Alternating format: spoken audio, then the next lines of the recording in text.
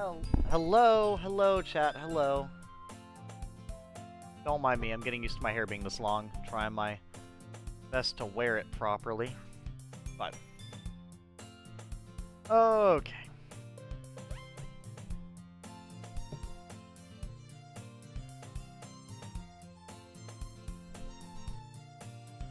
Alright. Oh, Jesus Christ. Scared the fuck out of me, but that's okay. Welcome in, guys. We're in the finale. Welcome, welcome, welcome. We're doing the last side story, and we are indeed completing the game tonight. Are we excited? I'm pretty excited. I am very excited. How is everybody else excited?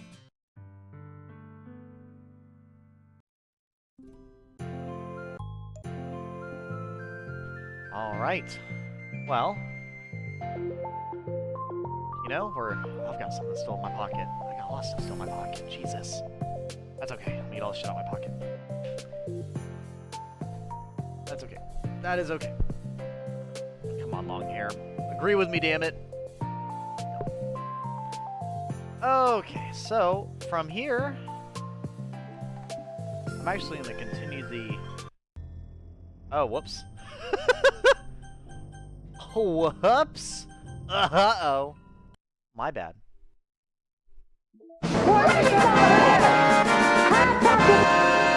Didn't mean to do that. Welcome in, Birches. Welcome in. Okay, guys, we're going to go ahead and get the reset thing going. And we're going to do the side story as well. Hold up. I need to fix my hair.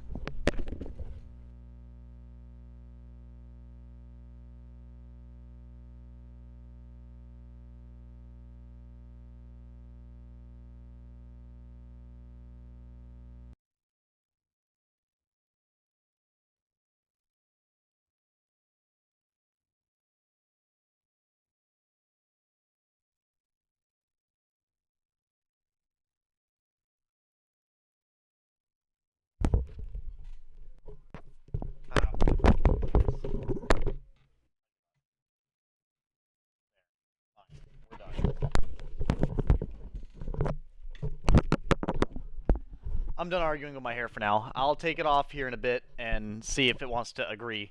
But for now, we're doing the beanie. That's fine enough for me. That's I am perfectly fine with beanie.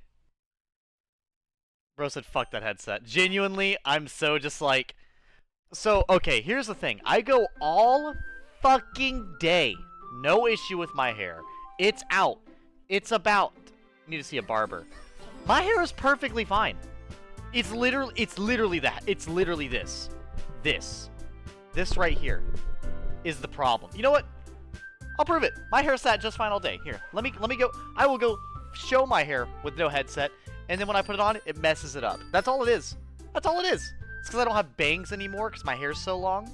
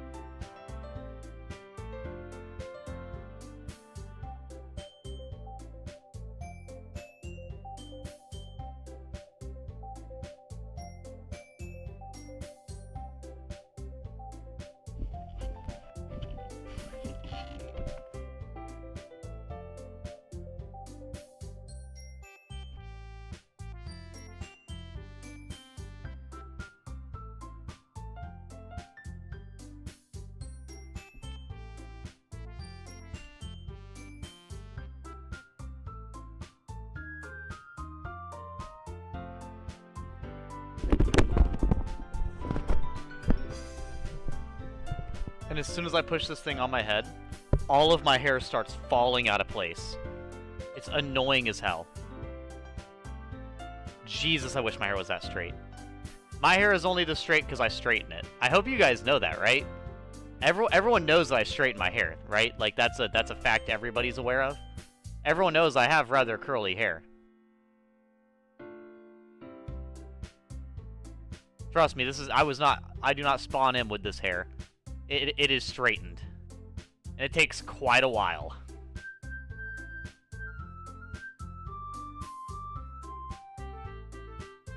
But no.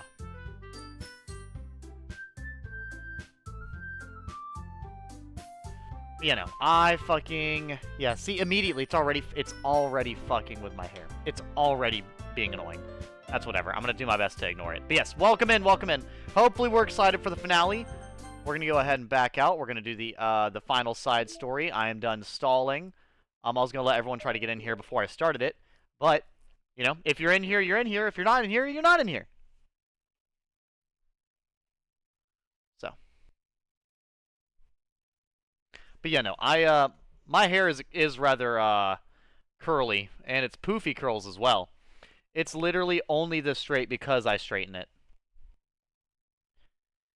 Okay, and we're picking off where we left off. Where we left off, for people who did not watch the stream yesterday, basically, Natsuki and Yuri got into it really bad, and Monika was helping Yuri, and Sayori was helping Natsuki, and they're gonna basically be doing their best to get along right here. If they can. So, for now, here we go. It's only been 1 day since Yuri's letter was delivered to Natsuki with Monika's help.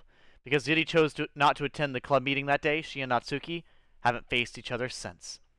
Although it's only lunchtime, Yuri finds herself anxiously counting the hours until she will need to face the outcome of her efforts, whether good or bad. That in the center of my head makes a whirlpool pattern because cowlicks are bastards.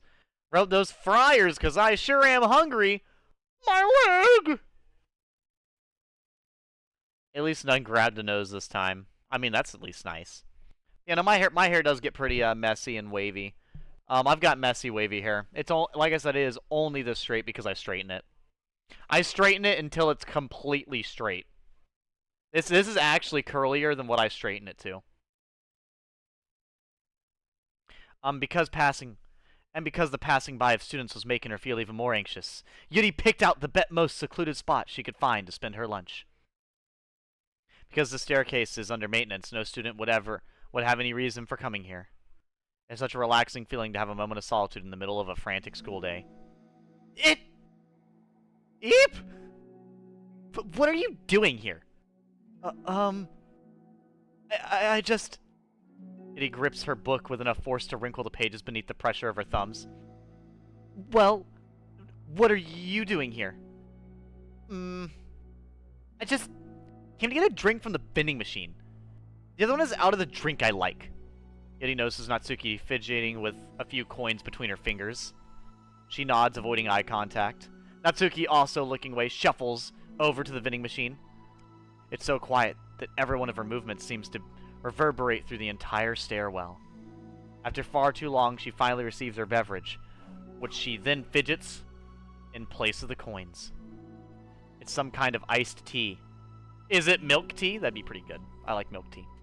Instead of leaving right away, Natsuki just stands in place. She glances all around her. It's like way too quiet back here. It's creepy. I mean, that's not what I meant. Really, I mean, it's totally cool that it's your thing or whatever. Like, I can see how it suits you, so not because I think you're creepy or something. I didn't mean that either. You know, I'm just gonna stop talking. That seems like a good idea. Just, Jesus Christ. Natsuki's having a meltdown and she's not even having a conversation. She's just talking and just making up problems where there isn't any. It's okay. Everything is okay. Is it, chat? Is everything okay? I still say if the hair is annoying in any way, shape, or form, a barber's services are required. No.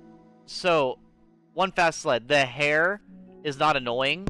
The headset is. The only reason the hair is annoying is because of the headset. I've had my hair down basically all day. And also, okay. I will solve the hair discussion right now so I don't talk about it the whole stream. But my hair is going to be getting too long to have bangs like I used to. Oh, goddamn, my headset's tangled.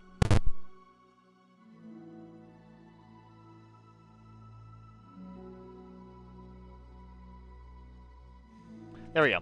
But, yeah, my hair's getting too long for me to have bangs cut like they usually would. So, I've been seeing where I can part my hair for it to sit properly with it having the length that it does. And also so you guys can still see my face when I'm streaming. And so my hair can still have the length and the layers, and I don't want a Wednesday Addams cut, or like, a Goth GF cut. I'm not trying to have my bangs right here, straight across, and then my hair way down here. I want my hair to flow. My hair's always been about flow. So, like, if it was like Yuri's, that's close. It's just that her, like, short bangs right here, that's not quite my favorite. The only way I'd see that would work is if I had layers that high, but even then, I'd have to... We'll see. I might get it layered like that, but for the most part, as it stands, I want my hair to be able to lay down properly, because I want my hair to keep getting longer. Like last night, I said my hair was getting rather long. It actually... longest part actually goes down, my chest now. And it goes rather far down my back as well. And I want it to keep getting longer, so... I want to be able to know where I can part my hair for it to be comfortable and look good. It's just that with my hair being so long now, I can't part it over here like where I normally would. I have to part it more and more to the middle. Because if I part it way over here, it makes my head lopsided and it makes my neck hurt. And it also makes it where my hair is basically trying to defy gravity, therefore it doesn't work. But yeah, so that's all it is. It's not that my hair is being particularly annoying. The only thing that I would really need to go get done at the barber again is my layers. And I'll probably ask them again about, like, any type of fringe or whatever, but it's not going to be the same type of cut as it was before, because I can't do, the subtle, like, this. Like, I can't have my hair... I can't have it do this when my hair is way down here, because it doesn't flow. It needs to flow. So even if my bangs go from, like, here going straight down like that, that's fine. I just need it to, I need the layers. Again, that's it. That's it. But anyways, back to the actual game. Back to the game. Whoops, did not mean to do that. And let me catch up with chat. Edgy, hi, how are you? I'm doing fantastic, Warrior Cats fangirl. How are you? Sorry, I get so hyped up. That's perfectly fine, Warrior Cats fangirl. Be hype. That is totally fine. This girl does not understand the meaning of a backhanded compliment. She seems to perfectly understand their usage, though. That is a curious name for that emote. Edgy, you got... What? I'm meh. I was just watching Twisters. Oh, the thing where they chase, tornadoes, I think? It's pretty cool. Pretty cool. And I'm gonna be honest with you, Seppuku, I don't think I got anybody pregnant. I've not been sleeping with anybody. It has been a... God, it's been a long time since I slept with anybody. Random TMI. That just, like, you mentioning it made it come to mind. Moving on. Everything is okay. Yuri finds herself attempting some words of comfort after hearing Natsuki stammer herself into dejection. Seemingly in response, Natsuki approaches the base of the staircase and hesitantly sits herself down near Yuri. Well, I can leave if you want. Yuri shakes her head. Natsuki twists the cap of her drink and takes a sip. Despite receiving Yuri's general permission, Natsuki doesn't say anything more. Yuri continues to read. Or at least, pretends to. And the two just sit there for a long time. The tension seems to fade a little bit as time passes. Even without any words, it seems to mean at least something, though it's not clear what that may be. What day of the week is it right now? Tuesday, okay. Lunch ends more quickly than expected. Natsuki is the first to stand up with her empty drink bottle. Are you coming today? To the club? Yuri nods. I'm sorry for being so awkward. I'm really bad at talking about this stuff. I just can't for some reason. I don't know why. But I want to. Eventually. There's no rush. I promise. Thanks. She's so extra. So extra. And OIG, it's really freaking good. Really good movie. Oh, it's a movie. I did not know that. Okay. The record scratch was perfect for the statement, though. They cannot lie. That's true. I can't even say Japanese names properly. You do it so well, Edgy. Probably because I've been doing Japanese... I've been reading Japanese names since, like, 6th grade. That's probably why. You know, like the... Ajosuke... Oh, what is his fucking name? Higakashi. I cannot remember his name. I can pronounce his name, but I can't remember his name. I fucking love... I just love the longer Japanese names. Like, you know, the Mitsuhide, the Nobunaga, or the, what's the guy? Gyobu Oniwa! Or Masakata Oniwa. I can't remember his middle name. Yeah, here we go. Josuke Higashikata. Like, like I said, since I've practiced Japanese and been reading Japanese, I've been practicing Japanese for years, and I've been reading Japanese names for way longer. I mean, maybe, but it's just... Honestly, the hardest thing about reading Japanese was pronouncing my R's. You know, instead of going ra, you go ra. Like, that was definitely the only thing that took me a minute. But even then, that was perfectly fine.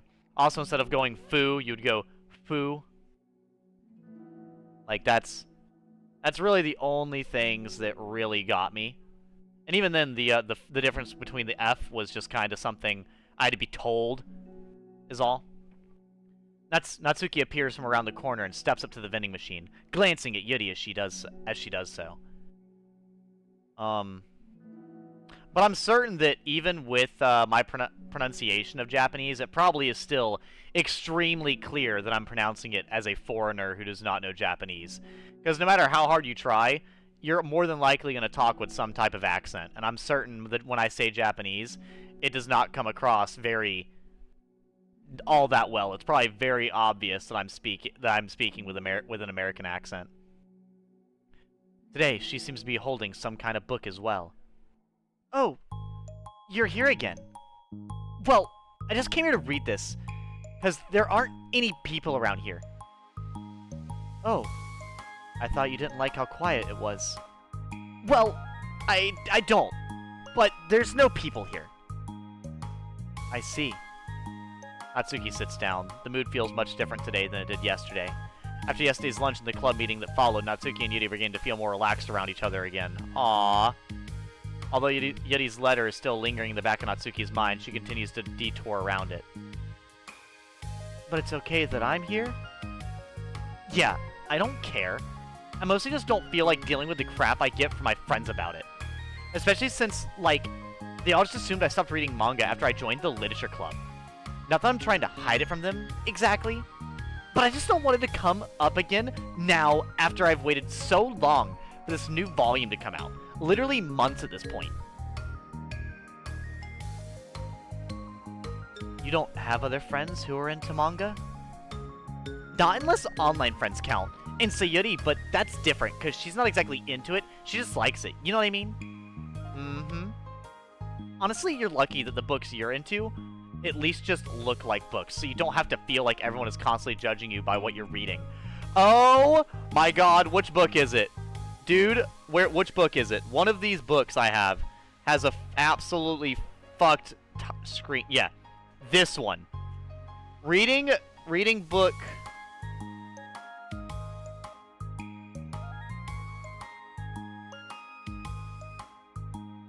You know, when I'm reading manga, I don't really get that stressed about reading it in public, because, you know, it's usually like, oh, he's reading a cute manga. They're going on, like, a snowboarding trip. Or it's like, oh, that's cute. They're dressed up in style with the cool little hat and the shorts. Then, I'm hiding in the corner of the break room reading this one. What the fuck? Dude, I am literally dead ass reading this shit like, yup. You don't... Nope. You're... no. Hiding the pages and hiding the cover, because I'm like, please don't. Just don't turn and see that. Because I'm trying not to get questioned. What the fuck are you reading? Because I work with people that read smut, and I don't want them thinking I'm reading fucking hentai at work. Like, no. No. No. No. No, no, no.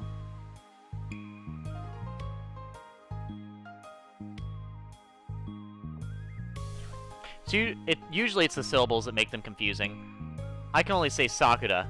Inuyasha is my favorite Japanese character. Inuyasha's pretty cool. Hirohito, for instance, is a 4-syllable name, which is 2 more than it should have when you have an English perspective.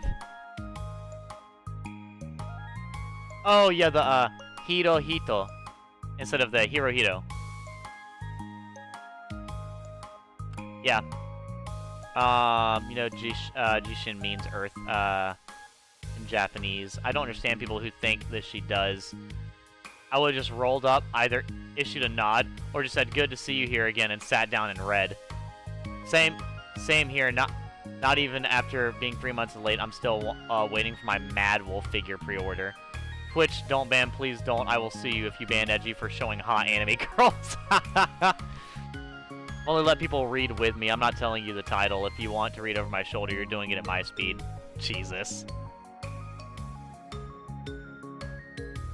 That would be so awful. Especially since I already hate attention so much. Well, it's a good thing I have thick skin, I guess. By the way, I would totally recommend finding some friends online if you haven't already. If you're like me and have no one to share your hobbies with. Oh, I have online friends. Since middle school, actually. I was especially desperate back then. Damn! It's somewhat embarrassing to reminisce about those days. Sometimes, I feel like the me from a few years ago would have benefited from a good smack across the face. Oh, Jesus. This is super, once again, realistic writing. It's honest. Oh, whatever. We were all just stupid kids back then anyway. Some of the fanfics I wrote, thank God I used a pseudonym? It's that time of day! What the? It's that time of day, chat. It's that time. It's the what the fuck does that word sitting in front of me even fucking mean? Let's figure it out. We're gonna look it up with Edgy Gamer. A pseudonym is a fictitious name that someone uses for a specific purpose instead of their real name. It can also be called an alias or pen name. Oh, a fictitious name, especially one used by an author. We're gonna write that one down. Pseudonym. It's word of the day. It's been a while since we had one of those. Let me see here. That's... Huh. We got quite a list. Quite a list. You don't know what that means? I've never heard that word in my life. Not even once.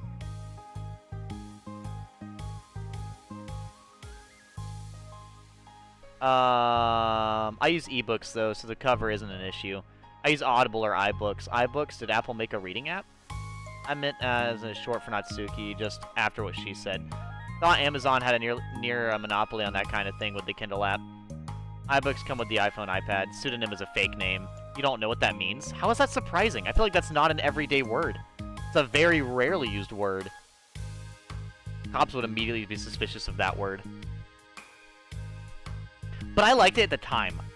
I got a lot of fulfillment out of it. And plus, I can look back and say with confidence that I've become a better person since then. So I don't think I would change anything.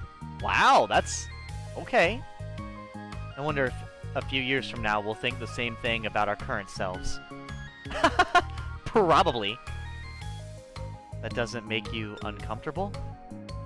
No, of course not. I don't care what other people think of me, especially someone who doesn't even exist yet. Alright, here. Natsuki raises her hand to her face and forcefully slaps her own cheek. What? That's me from the future coming to terms with me right now. Also, ow, I didn't mean to do it that hard. Girl, are you good? You're smacking the shit out of yourself? Oh, goodness. Yuri doesn't seem to react. But then, to Natsuki's surprise, Yuri shyly looks away, looks the other way before lifting her arm and doing the same thing to herself, loudly smacking her cheek. There we go. She turns red and stares into her lap, but is unable to hide a smile as though it was a really funny joke. Oh, that's what I'm talking about. I didn't know you had it in you. I don't even know why I did that. Maybe I thought it would be funny. Sorry, I keep distracting you. You said you were looking forward to reading, but I keep going on about all this nonsense. I don't know what's worse, her stammering or my stuttering. They're both pretty bad. Because she's right. I'll let you get to your reading. Oh, right. Yeah, I guess I'll do that then. Conversation ends quickly and Natsuki opens up her book. These two are so adorable as friends. This is absolutely wonderful. Jesus Christ, my stuttering. Fuck. I mentioned it, now it's even worse. But I'm gonna end up going to fucking later, losers. Just. Oh my god. Fuck. Anyways, I'm gonna read chat. Pseudo is literally just Greek for false. But aren't police officers suspicious of everything? I don't really know too much about that, to be honest with Warrior Cats fangirl. I've not been around them too much. ELA class brought the word up literally anytime a book we were discussing had an author that used it. So I paid zero attention to English class in school because, which is funny because I did do a college English writing class, but I absolutely did not like the way they would teach English inside of school. I thought they'd usually teach it in the most boring and uninteresting way possible. Therefore, vocabulary, as far as school vocabulary, I don't know. Because I would literally only memorize it so I could forget it after the test. Because I did not care about it. I'm a lot more literarily inclined after school. I have done a better job teaching myself literary things than school did because school made it so fucking boring and so fucking uninteresting. I had 1 year of school, no, 2 years of school in all 12 years that was able to teach English in any form that was entertaining. Every other class I took for 10 years was absolute rubbish. Fucking boring.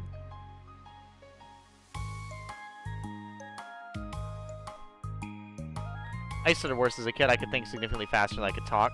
I also have a stutter too. I've learned to speak faster since then. The vast majority of my vocab is learned via reading. It's also why I have such a large one. Yeah, I don't read too much, to be honest with you. But the whole time, Yuri feels distracted by a twist of regret over having so abruptly forced the end of their conversation. Yeah, I've definitely done the same. I feel that. That's not the end of part 1, is it? Okay, I was about to say, damn, that's a short one. You're back. Yeah, I'm here to lay low again. Another day has passed. During lunchtime, Natsuki finds herself having wandered to the stairwell once more. Hey, did you buy that? Natsuki quickly notices a bottle of iced tea on the staircase where she normally sits. Yuri nods, avoiding eye contact. What? Like, for me? But you didn't know I was coming here today. What if I didn't show up? Well, I mean, I would have drank it myself, I guess. It was a stupid thing to do. No, it wasn't stupid. I just thought... Never mind. What I meant to say is thank you. And it's a really nice gesture. It's okay if you don't feel that way. I do. It was the other things that I didn't mean. I swear. Please believe me.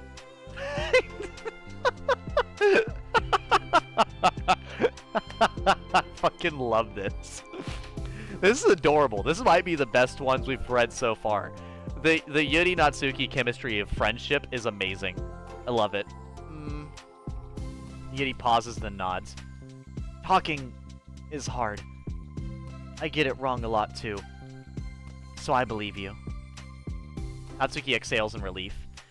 She then sits down next to Yuri and takes a drink. Knowing Yuri, she was probably overthinking it too much that Natsuki's tepid response filled her with self-doubt. I'll do something nice for you next time. Please, don't feel obligated. I want to. I want to do nice things too. Okay. Thank you. You can thank me after I figure out how to do something nice. I'll do it then too.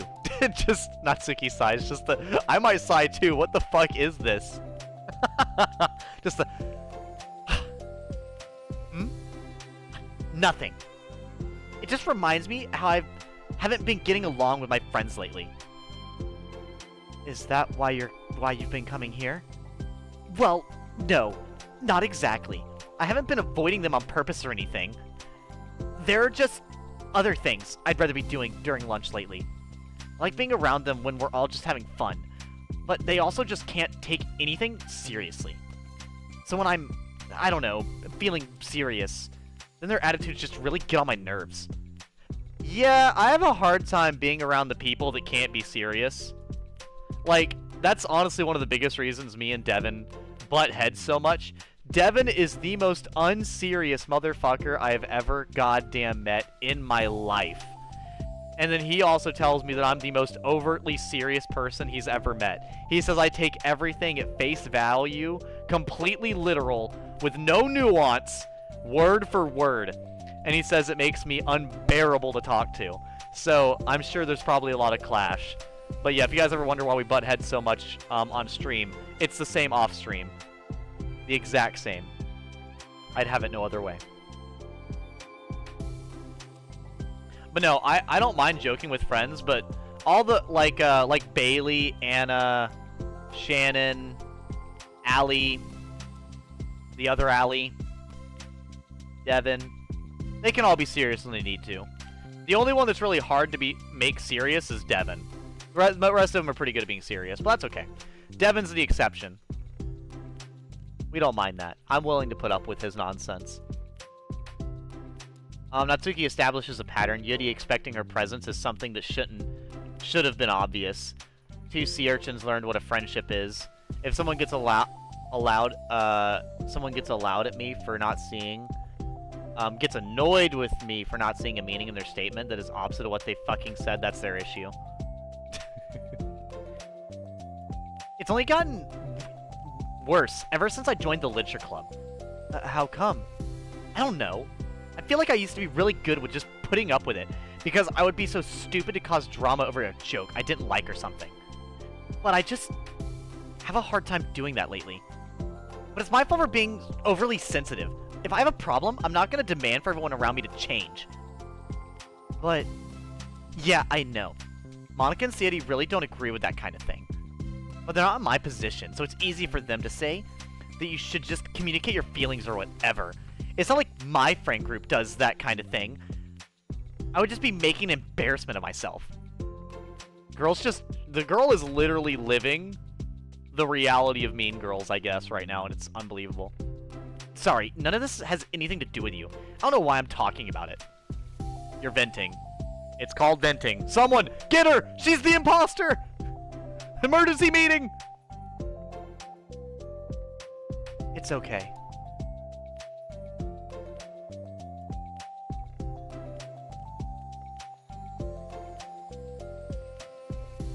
I like listening. What? Listening to other people's... What? Listening to other people's problems? Yes. That's weird. It's called... tea, Natsuki. It's called tea. But yeah, no. I actually, funny enough, I have an easier time talking and hanging out with women than I ever do with guys. On average. On average. I mean, fuck. I just mentioned Devin, Jazz.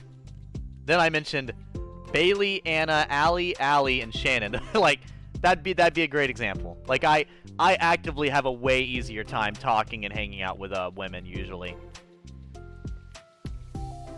Don't know why. Don't know why. Speaking of Devin, actually, Devin, we miss you. Anyways, not that. What'd you say the other day about me taking everything literarily or whatever? Give me an example. Give me an example. I don't know what you mean. How are you gonna close the gate to say the statement? Just say the statement. No, you have to give me like... No, because that one's gonna be super confusing. Just give me like just a simple example.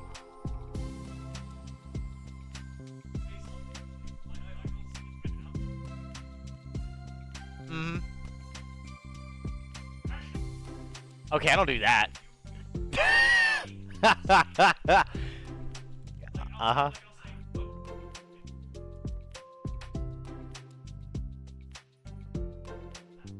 Okay. I'm a... No, you...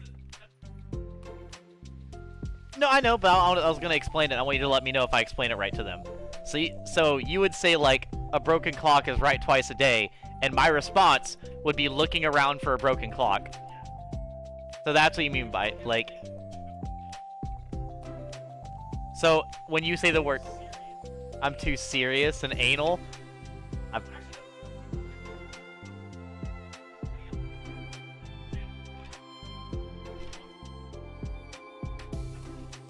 Devin, you're gonna be so mad. My immediate thought was, I've never done anal, and I didn't say it. I don't know if you saw me stammer to say it. I've never done, and I never will do. But that's okay. Continue. You're okay. I don't. Did I mouth it? Because I definitely thought it.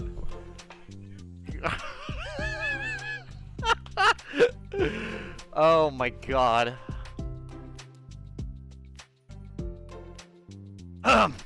Anyways.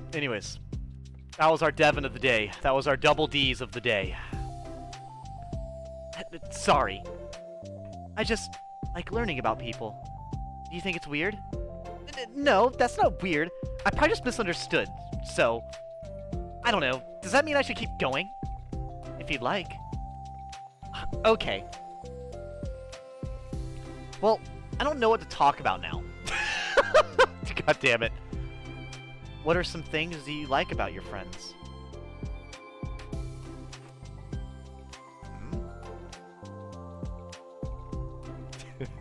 Okay.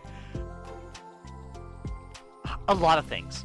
I mean, they're really fun to hang out with, like, after school and on the weekends, and they really like my baking. And it's fun to complain about school together. They make me laugh a lot, and we have a lot of good memories and inside jokes. Oh. I'm bad at a lot of those things. So?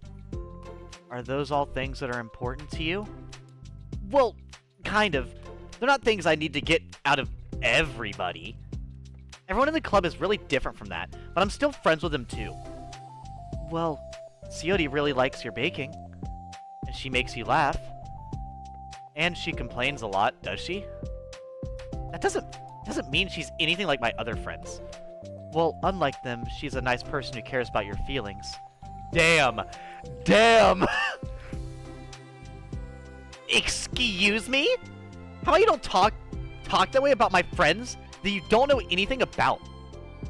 Natsuki stands up. Oh boy. No, wait. I'm sorry. I didn't mean it. I didn't want to say something bad. Please don't leave. That was... Wow. Just okay. Natsuki sighs and shakes her head. It's fine. As long as you understand that you can't just judge people like that. I'm sorry. Natsuki sits back down.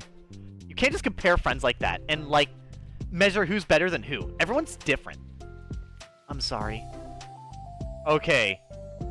Not to be that guy, I can definitely compare people to other people, but in this context, that's not okay. I could definitely compare people, though, for sure. There's, oh boy. I just don't like people who want to hurt you. A moment of silence stretches between them. They don't want to hurt me. We just like to tease each other about stupid things. It's fun. I don't like that. Well, that's why I'm friends with them and you're not. You like it? Just don't worry so much about me. It's not worth it. Oh my god. Natsuki, with this fucking look. This look right here. The fucking... Don't worry about me. Just, oh my god. The self-pity look that Natsuki gives is the funniest thing in this game, I swear. I'm sorry. I wish I knew how to help with social conflicts, like how Monika can. She's good at these things. Not really. Also, I don't always want help. Sometimes it's just stuff I have to deal with myself. That's what Monika and Sayori never seem to understand. Sometimes all you do is look at them wrong, and they're all like, "Aw, what's wrong? Is everything okay?" I just want to mind my own business sometimes, and decide myself if I want to talk about things. The only one who understands that is you. So you really shouldn't be so hard on yourself. You're not as bad as you think. Wow. Oh. You don't need to reassure me or anything? I mean that. Plus, it makes sense that someone who doesn't talk a lot would make a good listener. The amount of awkward silences in between their conversation is beautiful. If Devin walks back in here, I'll let them know you said hello, Snow Kitsune. Thank you. You're also nice. It's really hard for me. It doesn't come naturally at all. It's so weird because I always thought of myself as someone who can just say whatever's on my mind. But I feel like that only works when I'm annoyed or upset or I want to say something mean. Why am I like that? You don't have to answer that. I'm just talking to myself. Yuri nods and remains silent. Natsuki notices her fidgeting with the pages of her book. How come you like reading so much? Oh, well, a lot of reasons. But I just get sucked into it so easily. It's so immersive. Like I want to be part of it. You know what's really nice about this? I gotta say, like, reading this back and forth. Doing Yuri's voice is so easy for me because it's just a lower voice and it's, like, softer most of the time. And then Natsuki's is just sporadic up here and sassy as all hell. Or at least my best attempt. So, doing both of them makes it really, like, having such opposite sounding voices makes it very easy for me to maintain both. Because, like, when I do Monika and Yuri, that is really difficult for me. Especially because Monika's voice, I've decided to make a super airy voice, which is really hard to keep up with, especially when you want to add a lot of emotion to it. Ow, ow, ow. I actually got knots in my hair. Where's my hairbrush? Oh, it's over there. Okay, well, not really knots, but, you know, tangles. I don't really get knots in my hair. I only get tangles. I think there are a lot of things about people in real life that make me feel uncomfortable and frustrated. Oh, wait, that's Yeti saying that. Whoops. I think there are a lot of things about people in real life that make me feel uncomfortable and frustrated. Especially when it comes to following social conventions and group interactions. I just don't really understand it, and I have no real desire to participate. But it's different with books. It feels like I always want to be around the characters. I feel such a strong emotional connection with them in ways that I've never felt with real people. So, in that way, it can sometimes feel more real than real life. Really? So, genuinely, chat, I hate to say it, I relate to both of these characters a lot. I don't know. I relate to both, okay, not both of them a lot. I relate probably mostly to Yuri and Sayori. Yeah, Yuri and Sayori. Those by far are the ones I relate to the most, for sure. It's that hard for you to be around people? Like, all the time? Fairly often. Especially in group settings. God, I do not understand how people go into group settings and then just casually sit there as the center of attention. Like, it kills me. Even at work. Holy shit, Barnes is a spider. I don't even know what that means, but go ahead. Pop off, queen. When people are making all kinds of conversation and saying jokes and all that, I don't know what to do and I just disengage. So, I work retail, right? And there are moments at my job where they actively have, like, a gossip hour and, like, a bunch of them in a group, like, you know, group up and have a big group conversation. I actively can't handle that and will literally go and stand on near any of the other side of the area to just not participate and just kind of look at the conversation from really far away. Because it makes me... I don't know how people do that. But, like, that's something I have a really hard time with, for sure. I'm very socially awkward. Like, I mean, obviously you won't be able to hear her say it, but, like, the one who probably notices it the most would have been my my ex-girlfriend, the one that acts like Sayuri. She's the one who's probably stated the most, like, the social awkwardness that I give off. It, like I said, it does not come off that way on stream, probably, but IRL, oh my god, it's difficult for me, for sure. That doesn't get lonely? I don't think so. I can still enjoy spending time with people one-on-one. I have online friends too, of course. Do you ever wish that you could be friends with the characters in your books? All the time. Oh my god. Remember how I said in Final Fantasy 15, I would rush home off the school bus from high school so I could hang out with the characters from Final Fantasy 15? I want everyone to know I was completely and utterly being deathly serious. Whether it be embarrassing or not, I was not lying. That is true. So, yeah, oh well. The welder dude, when you first walk inside the house of Kakariko, at Kakariko, is a wolf. Guess who caved and bought Baldur's Gate 3? Nice, man, nice. Sometimes so badly that it makes my heart ache. Yeah. Me too. Really? Mm-hmm. A lot. Like, more than anything. After Natsuki mutters that, silence fills the stairwell once more. But it's a mutual silence. One full of understanding. There's part 1 done! Who's ready for the next side story? God damn it, phone. So, do you want me to check? One Barnes turns into a spider? What are you on about?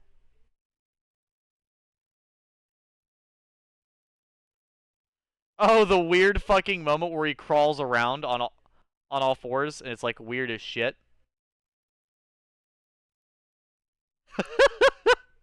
Yeah, I remember that. That's pretty funny. Hey. Oh, hello. Oh, I didn't say what my thoughts were about the part 1. I mean, I haven't been doing that every time, but I wanted to start to near the end. I gotta say, that was really nice. Like I said, the chemistry of Natsuki and Yuri is a lot better than I actually thought it would be. And it's actually nice, and I think what the story time of Natsuki and Yuri are showing is how people with extreme differences can get along so well. And I think, like I said, it reminds me of me and Devin, and it also shows, like, you know, they talked about, like, you know, hanging out with different people for different things, and I agree. I agree. There are some people that are just not gonna understand stuff nearly as well. Right? So, like, when I talk, like with Devin, I normally hang out with Devin. I joke about video games, anime, my stream, you know, hangouts and stuff like that. Then my friends Bailey and Anna, we joke about, you know, brain rot stuff. Actually, no, I also joke about with Haley as well. Yeah, Haley, Anna, and Bailey, we joke about brain rot stuff all the time. Especially Haley and Anna. Bailey doesn't have as much brain rot, but she also shows some. But yeah, no, I know, and we share brain rot. We joke around about really, really stupid shit. But we also don't mind talking about serious stuff on the occasion. Jazz is like, I would say he's one of my more recently made, like, close friends, but our conversations are kind of inconsistent. They're different every single time. So that one's more, like, sporadic.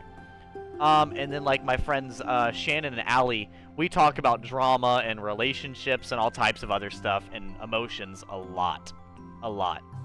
So, like, I think it shows, like, you can't ever dump all of your thoughts and your feelings all on one person, which I think is perfectly fine.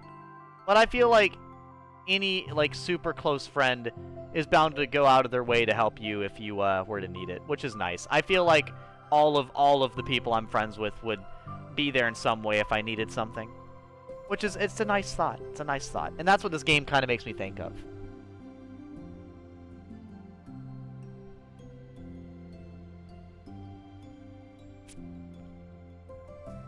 I almost thought you weren't coming today.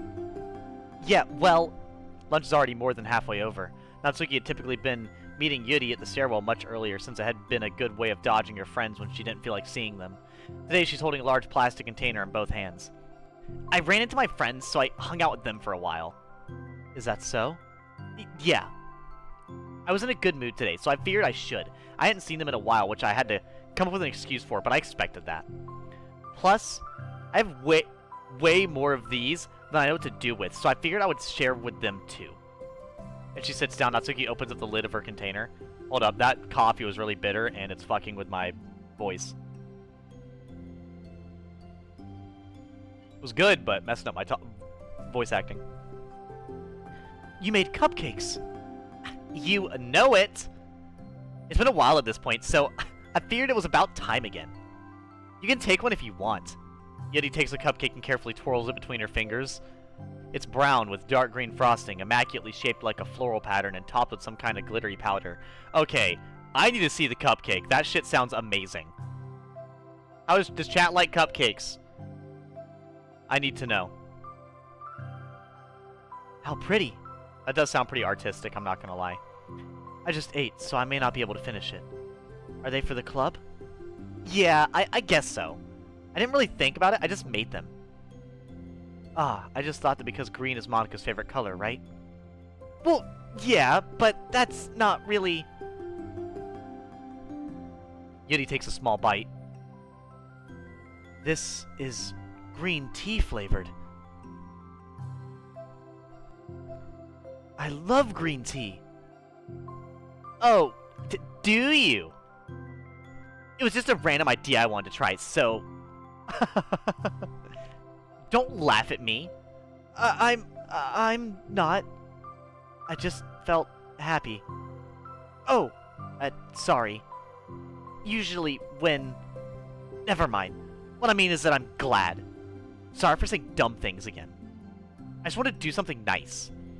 And this is something I happen to be good at. And I know that you like them from past experiences. Yuri turns red, recalling the time she treated herself rather generously to Natsuki's cupcakes. Chick was taking a handful at a time. Ironically, her mouth is too full of cupcake for her to stammer an excuse, so she just settles for a disapproving look. How did you get into baking?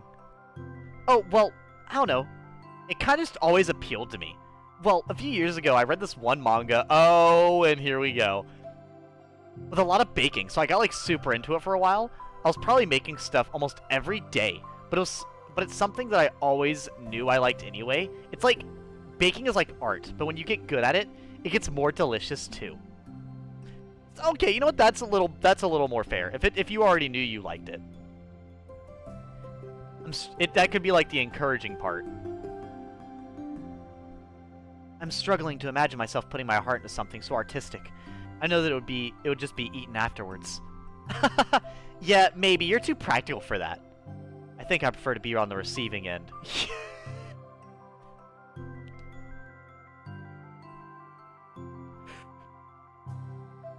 That's my other favorite part about it. I hate it, because... Okay, Izzy's not here to quote me saying that. Thank God. It's something I can do that makes a lot of people happy, like, unconditionally. Everyone is always so thankful. In that moment, you get to be like the bringer of joy. I don't know, it just makes me feel valued. Yeah, I guess that. So you were able to make up with your friends today? Whew. There wasn't really anything to make up with them about. We weren't fighting or anything. You weren't? Maybe I misunderstood. It only turns to a fight if I lose my cool. And that's just unnecessary drama. It only makes things worse. So, they're not going to stop? I mean, it only happens sometimes anyway. It's just the way they are. I'm the only one who ever has a problem with it. It's not worth it. Especially since I have somewhere to go now when I don't feel like hanging out with them. Oh. I see. Whew. Goodness. Whew. The cupcake's empty foil wrapper audibly crinkles as Yuri clenches a fist. Not a fan of most icing, to be honest. I prefer marbled cake items. What does that mean? The shape it takes is irrelevant to me. Ironically enough, green tea is a very popular flavor in Japan. I actually did know that, yeah, because when I go, the few times I've bought mochi, I remember the first time I found out that they had like green tea flavored stuff, and I was like, is that green tea flavored sweets? Like I went to I think, an Asian market, and in the Japanese section they had a shit ton of green tea flavored stuff. And when I get mochi, it's funny to me because I never grab the green tea mochi. I grab like strawberry because I love strawberry, but it's always right next to green tea, and I'm like, you know, at some point I'm gonna have to try the green tea mochi out of curiosity. I like art. Baking is better though. I can eat the results. I mean, that's true. I'm glad that the situation is resolved, and that you don't have to avoid them anymore. Yeah, me too. Aww. And I don't have to bother you during your alone time anymore. I'm sure you have a lot of reading to catch up on. Yeah. I know that cupcakes are basically nothing compared to all the stuff you've done for me, but it's the best I can do. So you can have the rest of them. Natsuki grabs the box and slides it over to Yuri's feet. Yuri stares at the box. Then she shakes her head and slides them back. You should save them for your other friends. But... I made them for you. Natsuki's voice whines as she protests. I know. I like them very much, exactly as you thought. You succeeded. But I know you care about making your other friends happy too. And if this is the way you know how to make that happen, then I'm not going to take it from you. No! They were for making you happy! You make me happy. You're worth more than cupcakes to some people. That's why they want to spend time with you. And be your friend. Without warning, tears pour from Natsuki's eyes. Oh, God. She pulls her knees to her chest and starts sobbing into her arms. Natsuki! I'm such a bad person! Yuri stammers, feeling panicked. I didn't mean to say anything bad. Natsuki shakes her head and wipes her eyes. You didn't.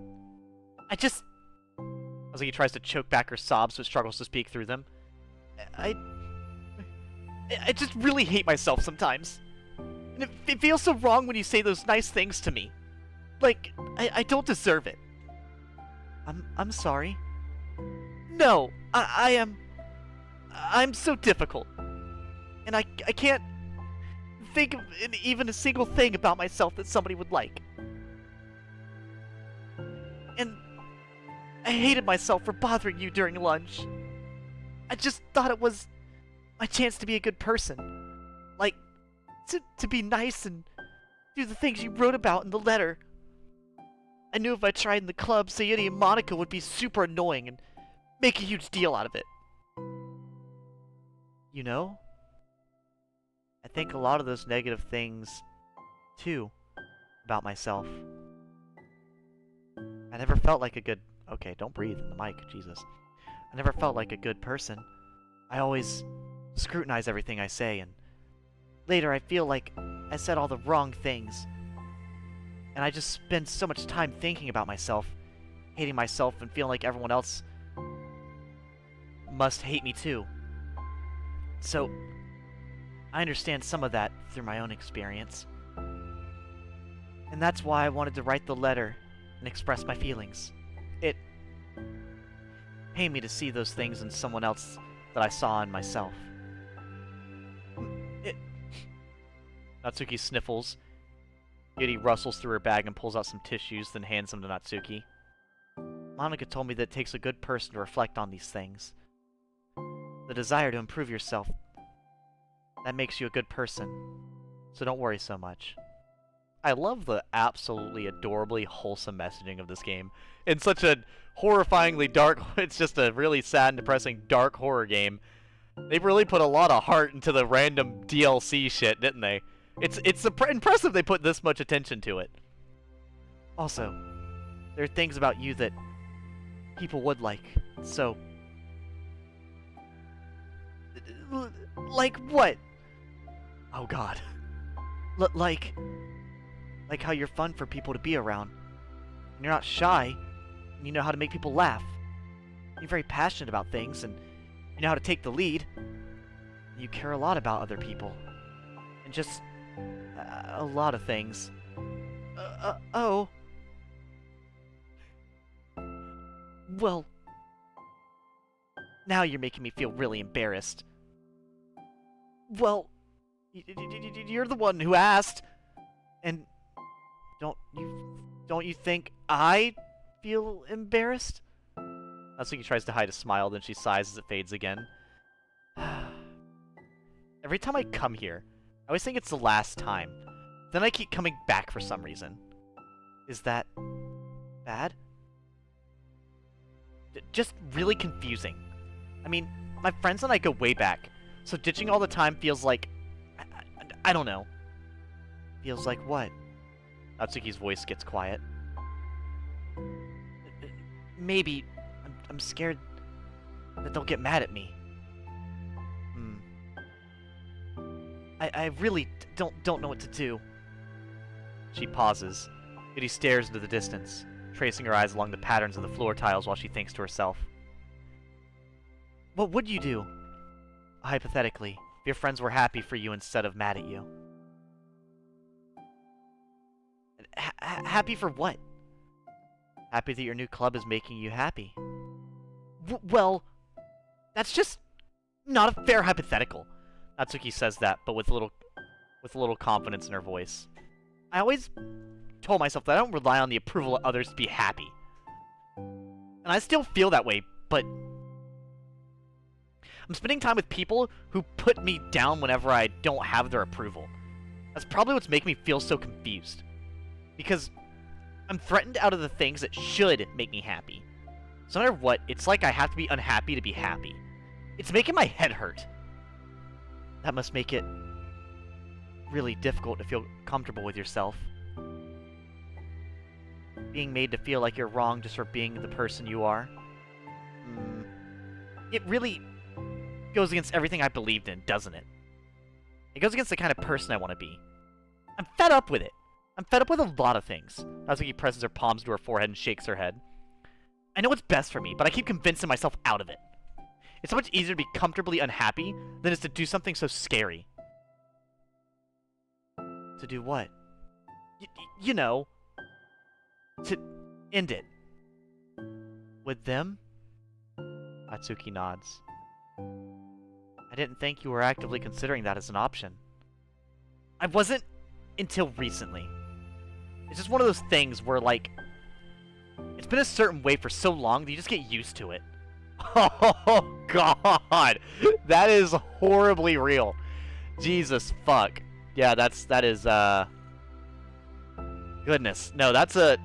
I don't know if these type of things like this are super real for you guys, but this shit's super real. Why is this game gotta be so relevant to my personal life all the time?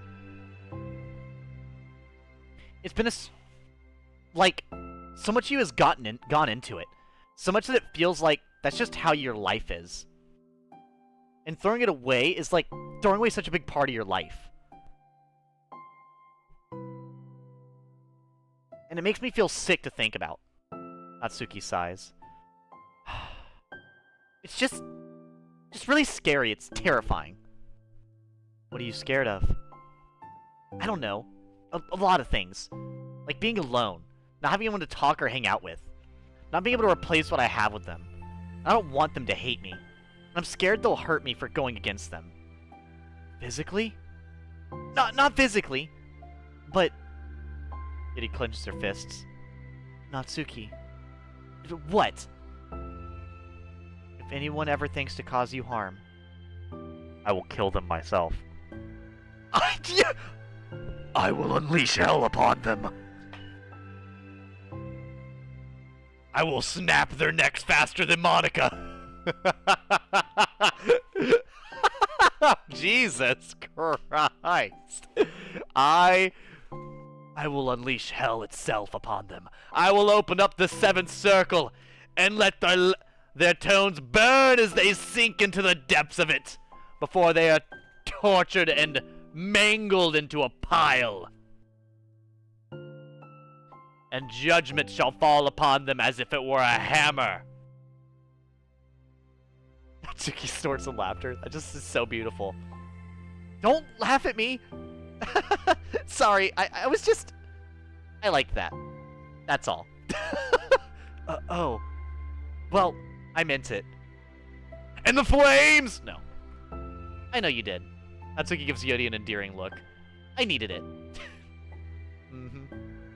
Snow continues so confused. She's like, what? As the conversation lapses, Natsuki again slides her box cupcakes over to Yuri. Eat the damn cupcakes. Just take them, okay? I don't want other people to have them anymore. Are you sure? Natsuki nods. I'm sure. I will then. I'll enjoy them. Natsuki looks away, but a feeling of warmth spreads through her. She holds on to that feeling, knowing it will give her courage. This is so adorable. I love this. Now let's pause for a second. A marbled cake is when you mix chocolate and vanilla flavored batters. I did not know that. That sounds pretty nice. The cakes with distinct vanilla and chocolate sections intermixed are marbled. Oh, I think I've seen those. Okay. It's a different thing than layered cakes, which is just two different cakes stacked together. Marbled mixes them together. Difficult to reliably do, though. Can't just mix the batter together because the densities will cause them to separate. You can just put the two flavors in the same batter because the flavors will clash. Considering the main game story, we do know this girl has a special kind of mania. Right? She does. She does. If you watch the main story of this game, Yuri is a tad broken in the head. When she said unleashed hell, she was completely serious. Yeah, no. What is it? Natsuki has like severe issues with she's an artist with a knife. Oh god. Oh god. Yeah, no, that's I think Yuri and Natsuki have like pretty normal mental problems. I'm pretty sure Sayuri's the only one with like a mental disorder. Wait, I don't think I read that. Hold up. You're here first today. And you brought reading material. Natsuki is sitting in her usual spot, this time holding a volume of manga while her lunch sits beside her. Yuri sits down as well and opens her own book. It sucks when a good series has to come to an end. Like, it's such a big part of your life, and then one day there's nothing left. It makes you feel so empty. Unfortunately, I'm about to experience that myself. I'm on the last book of this series. That sucks. But there's also something satisfying about letting a story conclude. I don't know if I'd want it to go on forever. Maybe. But there's some things that I wish could. On the other hand, have you ever read something that overstayed its welcome? Yeah, definitely. Oh boy. I can think of at least one thing I've read that got pretty unbearable like halfway through, and the ending really sucked. So, it sucks when something good has to end, but also sucks when they just keep inventing more plot until you don't like it anymore. I guess it sucks either way. Well, that's the nature of all things. They come to an end. The two fall silent. They slowly eat while making their way through the respective reading material. Whew, chilly. Except Natsuki doesn't seem to be touching her food at all. You don't go out during the weekends, right? Excuse me? Like, with friends, the mall, or downtown, or whatever. I'm not a total shut-in, you know. Oh, my bad for making assumptions. Well, I'm sure I go out less often than other people like you, and the others in the club. I don't really meet with friends and arbitrarily spend time like that. I'm usually meeting with my board game group. She's got a board game group? Is Yuri playing a D&D? Chat, what class is Yuri playing as in D&D? I needs to know. Board game group? It doesn't matter. It's just more nerdy stuff. No, trouble, Uno, life. Wait, I said, yeah, trouble, Uno, life, Monopoly. Bro, I am all for it. All for it.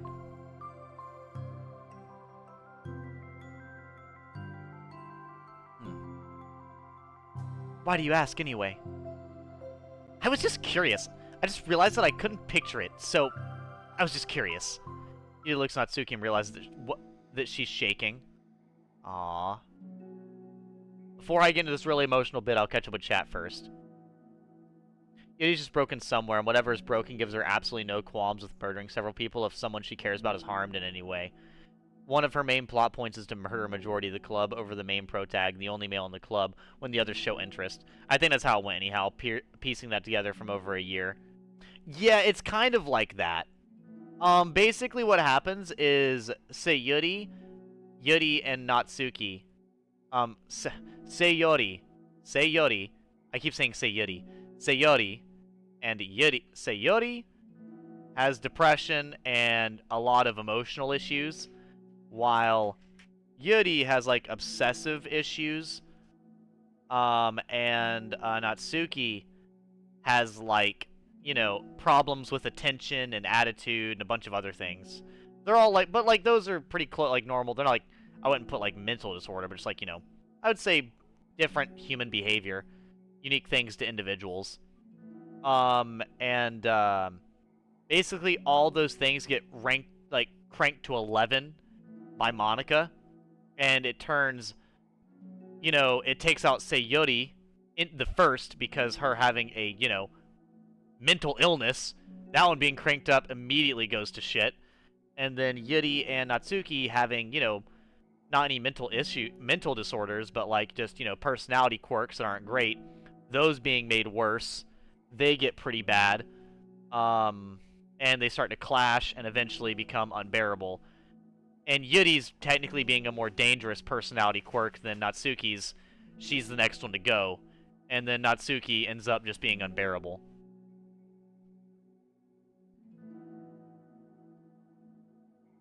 Yeah. Yuri looks at Natsuki and realizes that she's shaking. Don't look at me like that. Sorry. Natsuki pulls her knees into her chest and puts her head down. I can't take this. Did I do something? Yuri gets flustered, her mind racing over what she may have said or done. I did. I ended it. I texted them earlier telling them. Ooh! Not even the in-person. The fucking volatile text end. Oh. And then I just blocked them because I'm so afraid of the responses. And now it feels like I'm dying inside. Oh. That's... I'm sorry. Totally unsure what to do, Yuri can barely find any words to support to offer. Meanwhile, the sound of Natsuki's unusually hard breathing fills the air. Then she speaks again, barely above a whisper. Help me. I feel sick. And I want to hit my head against things. Please help. I can't take this. You may be having a panic attack. With that realization, Yuri's demeanor suddenly changes. I have experience with this, so I'll help you through it, okay?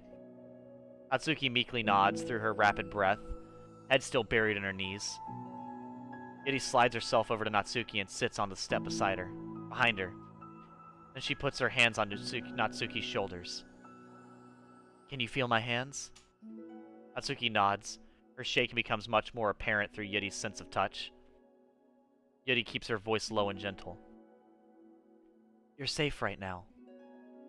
You're in a good and safe place where nothing can hurt you. Natsuki nods once more, although Yuri is only touching Natsuki's shoulders. She can practically feel her racing pulse through the base of her neck. We'll do a breathing exercise together. All you have to do is listen to my breaths and breathe along with me. Let's breathe in now. Yuri takes a deep, slow breath. Beneath her hand, she feels Natsuki's shoulders rise as Natsuki takes a breath of her own, trying to mimic Yuri. So this kind of seemed like a pretty realistic take on a panic attack. This actually reminds me of the Puss in Boots 2, The Last Wish, and I think I remember hearing a therapist say that that movie had a realistic showcase of panic attacks as well. Honestly, it's kind of hard to say. I don't know if I've had panic attacks before or not, but I also know that I have a big issue of, like, I refuse to say that I have something unless it's been stated by a professional.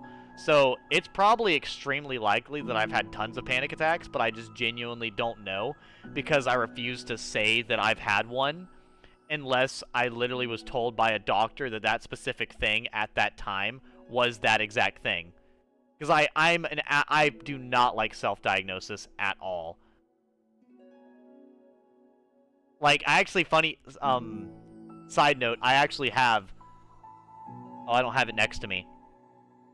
But, you know what, here, I'll get it. I actually, wait, where is it?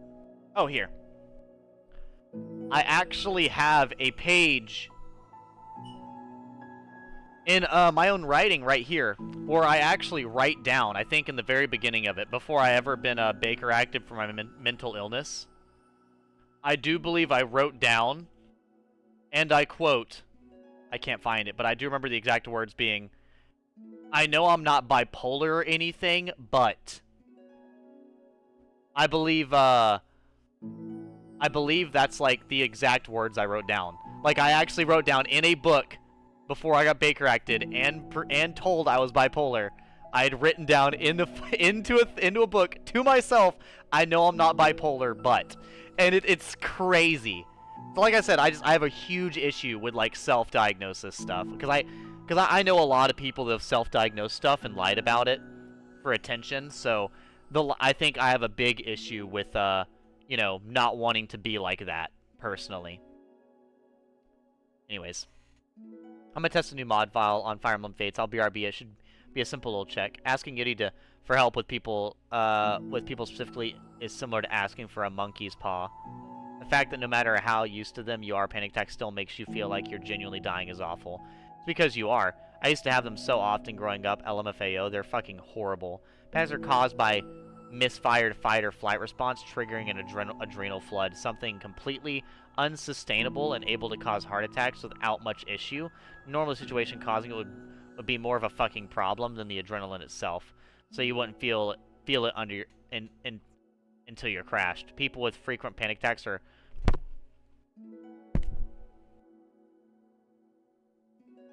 fuck.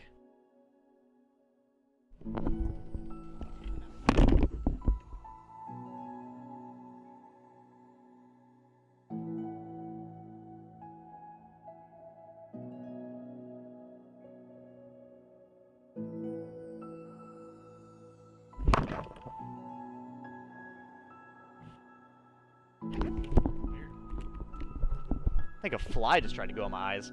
Okay, well, going off that description, one fast sled, I have almost certainly had panic attacks quite a few times. But I think I've told you guys before, I have pretty bad problems with anxiety. I just don't, I've never been put in a hospital. Actually, no, I think I was put in a hospital for it, but they didn't write down as I have this problem. So, I don't ever mention it. I'll just say I have problems with anxiety. I will never say I have this. I will only say I have this if, you know, yeah, if written. But anyways, yeah, no, just interesting. Edgy gotta go clap a bug, BRB. Right, I don't know what the fuck it was. I have no idea. I don't know if some, like, dust fell off my ceiling fan, but I cleaned my ceiling fan not too long ago. Or if a fly, mosquito, I don't know. I mean, at least my room's clean, so I know it's not a roach. So thank God. This isn't Asmongold's room. This is Edgy Gamer's room. It's messy, but it's clean. Yeah. No, I have no idea. No idea.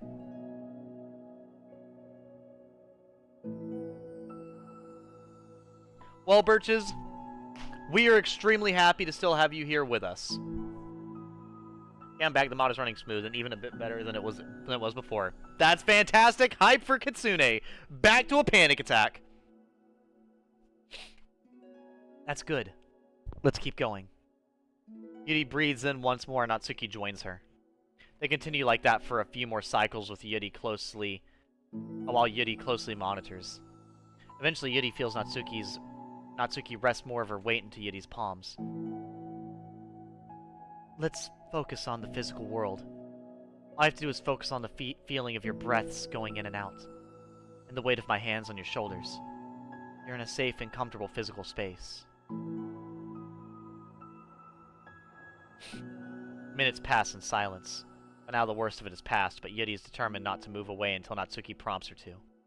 Meanwhile, Natsuki has lifted her head off her knees, and her breathing is mostly steadied. Then, she takes a final deep breath and slowly pulls herself to her feet, causing Yuri to let go. She stretches her arms. I'm sorry. I didn't mean to freak you out. I don't know what my deal is.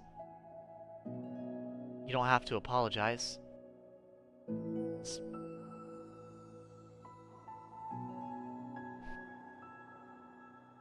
Sorry. Nothing going on right here.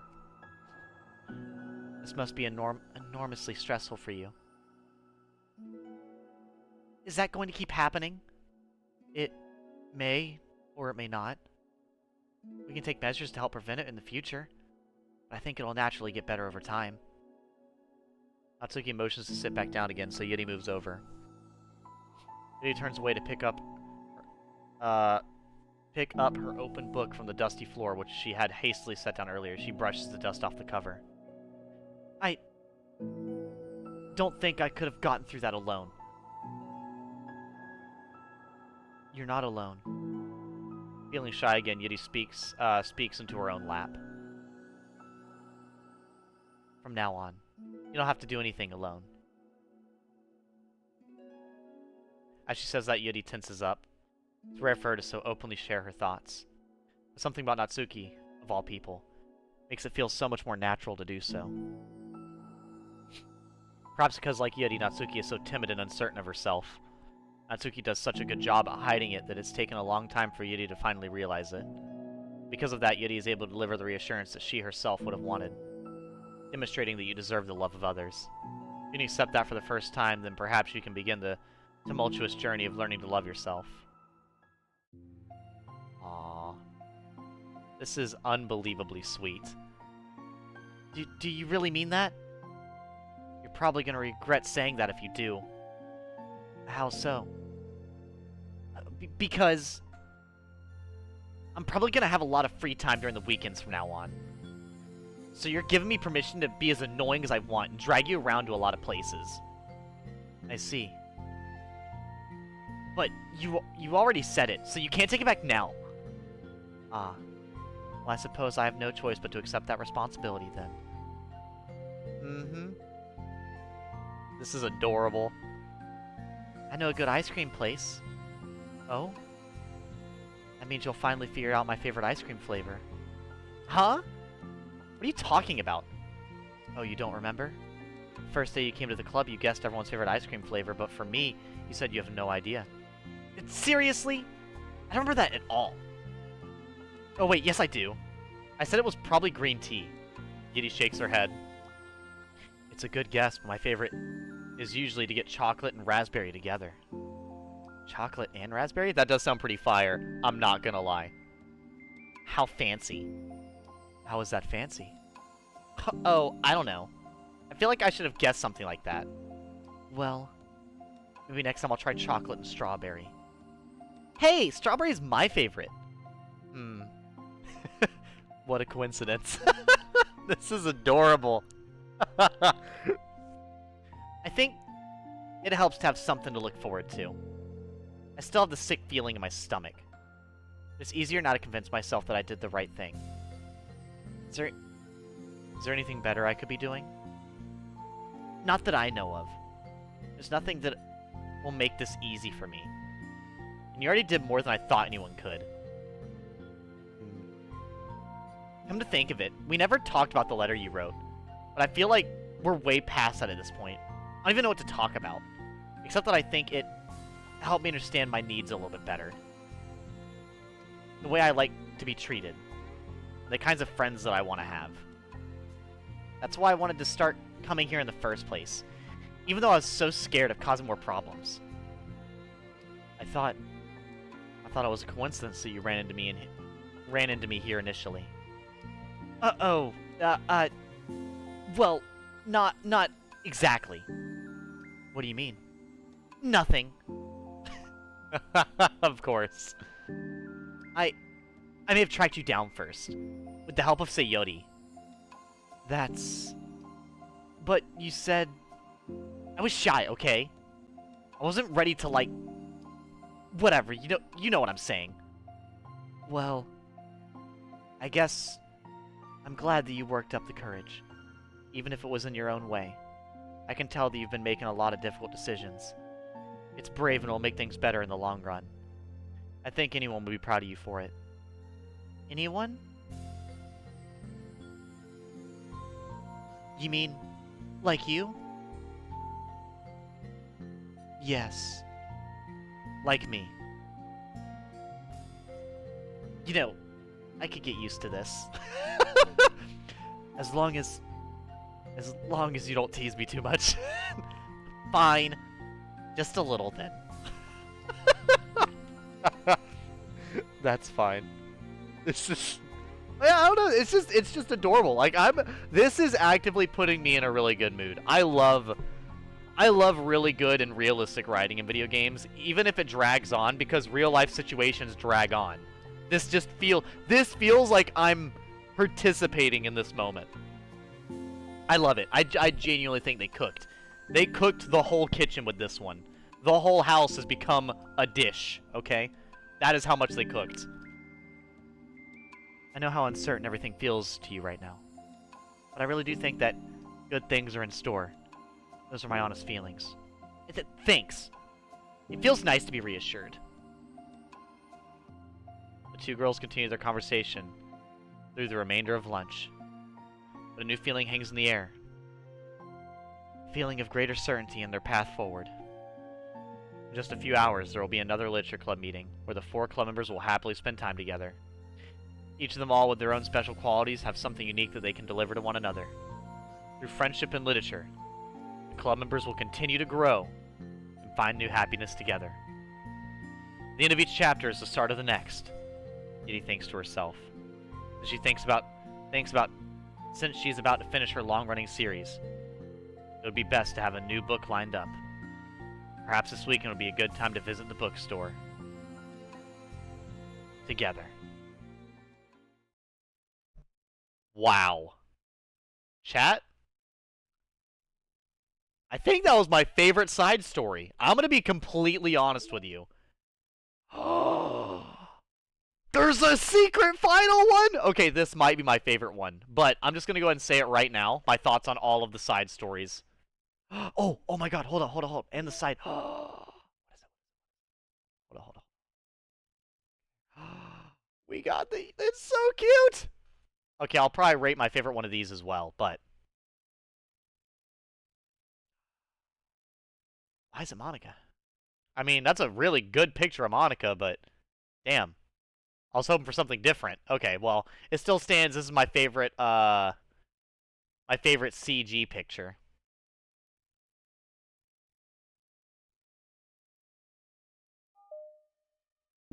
Aw.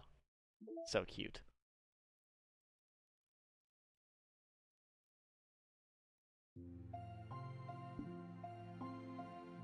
But yeah, no. We could have a chat. But yeah, no, very, usually panic attacks are especially dangerous because they feed themselves. The initial panic attack causes the rush, then that rush causes more panic, which tells the body it needs to maintain the rush longer, which just feeds the cycle until systemic exhaustion, or you finally calm down.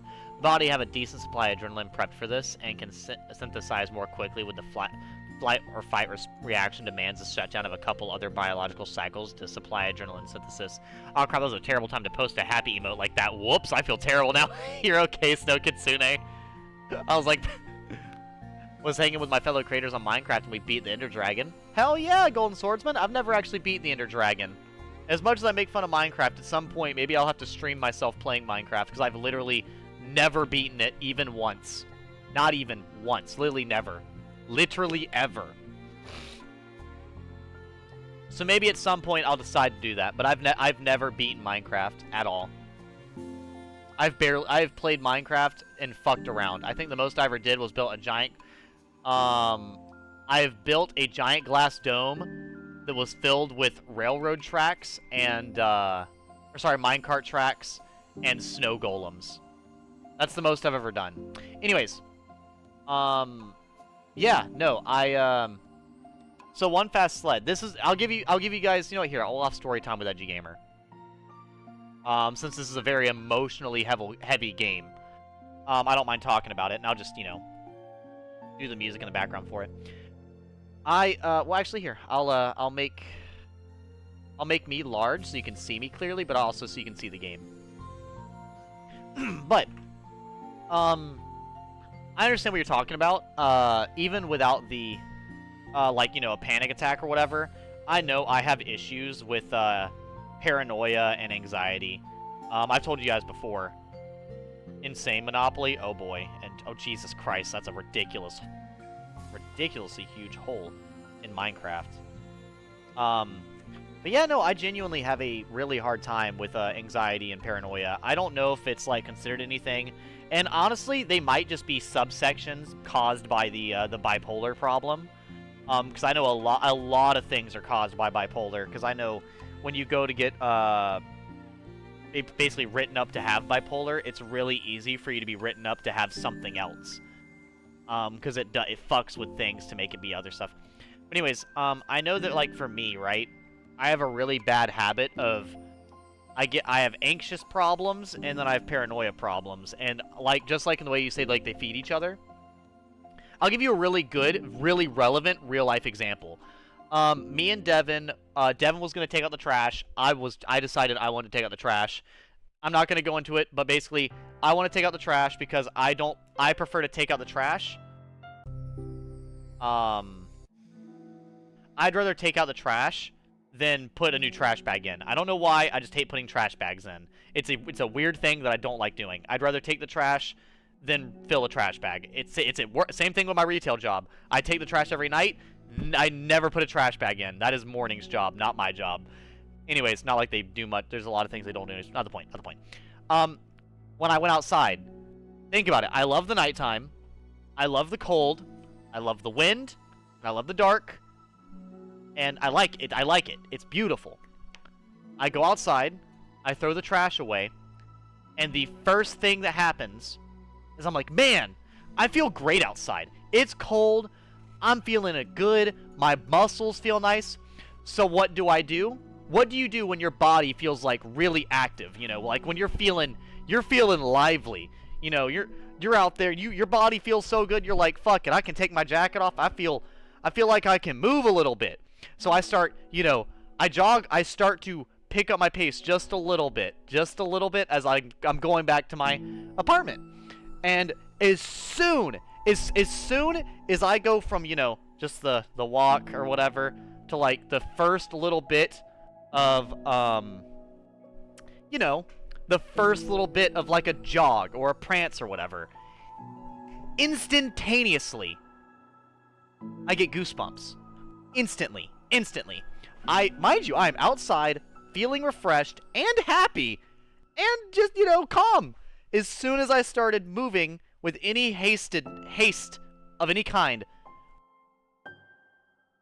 my goosebumps shot up and I started getting anxious. And then I went to try to slow down, but then my heart kind of started to beat a little bit faster too to go with the goosebumps. And then I heard stuff that wasn't there. And then I looked around, and of course that made me pick up my pace without realizing it, so I was jogging even faster from the dumpster back to the apartment. And then, after I heard stuff, I saw something. Then I looked over this way. And then I heard something, and then I saw something, and I looked up this way. And then I heard something and saw something, and I looked up this way. And then this way, and then this way. And at this point, I'm doing a half fucking sprint in the middle of the night, just darting my head in every fucking direction. And instead of just, you know, walking and calmly, I am breathing heavily, like stressed, very stressed. And that's something I get Easily. Easily. That's not like a rare occurrence. That's something... Like, I told you guys that I can't take showers without music. That's why. Like, I actually have to take a shower with a music and preferably a YouTube video because I'll have that, but while taking a shower. So, like, I used to take showers with my back to the corner of the tub, and I would wash myself while not moving, not looking away, staring at the mirror, the doors or windows, whatever, the entire time. Not blinking, just staring, because I would just be paranoid the entire time.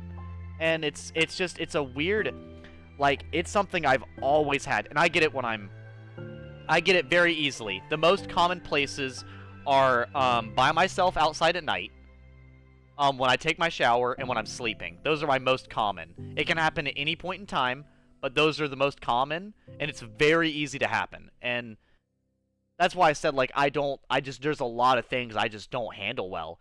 And it doesn't even have to be in, like, a scary position. Like, there's a lot of places where I start freaking out.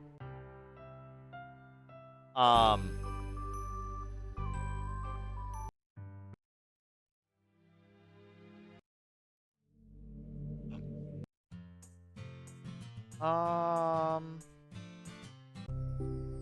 one's fine. But yeah, no, that's something I do genuinely. But yeah, no, that would not be an example of a panic attack, but I'm saying, like, that's a great example of, like, my average stuff. Now, a panic attack, going off of what you described, I've definitely had that happen. I'd have to try to remember a good example, though.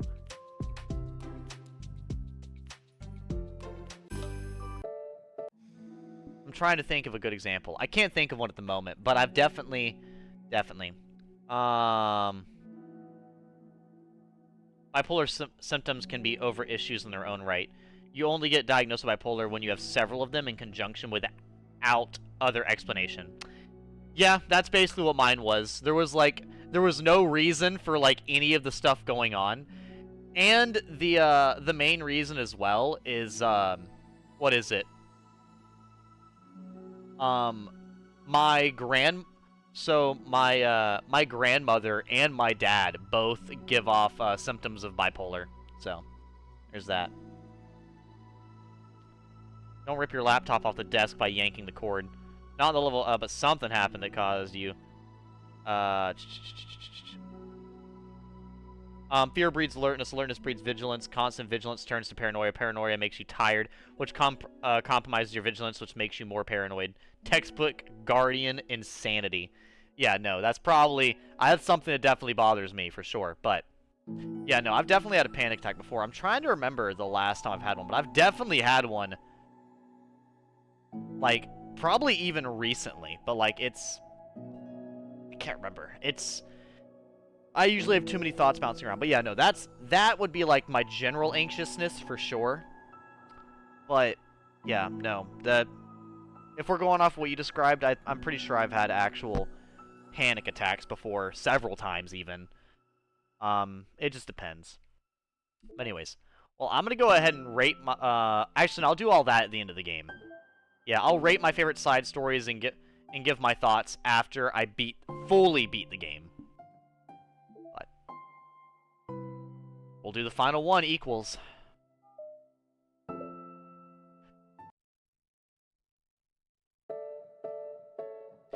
Okay, everyone. We're going to be taking a break from the usual activities today. I was thinking, since people are starting to talk about the festival, it's a good time for us to go over the general direction of the club and all that. I think it'll help us figure out what to do for the festival, you know? Oh, Sayuri and I already came up with a really good plan. Really? For the festival? Yeah, so the plan is this, okay? You and Yuri collect information ahead of time on which clubs and classes are doing food booths. Then we take a map and plan the most efficient route, so we can get to the most of them before the lines get too long. Hey, that has nothing to do with the club. Well, you have to let me finish. Alright, fine, go ahead. Right, so basically, we get all the food we can, then we come back here and we all eat together. That's all. Wow. I got tricked twice by the same joke. Boo! Don't be a hater. It's not like you can come up with anything better. Look, even Yuri was thinking about it. No, I wasn't. I would really prefer to do something literature-related. We can eat together anytime. Festival is a unique opportunity. Besides, it's been quite a while since we've seen any new interest in the club. Yeah, I was thinking the same thing. Really get a shot at showing people what the literature club is all about. I'll tell you what, we can do both, right? We'll make time for your food mission and still put together a public event.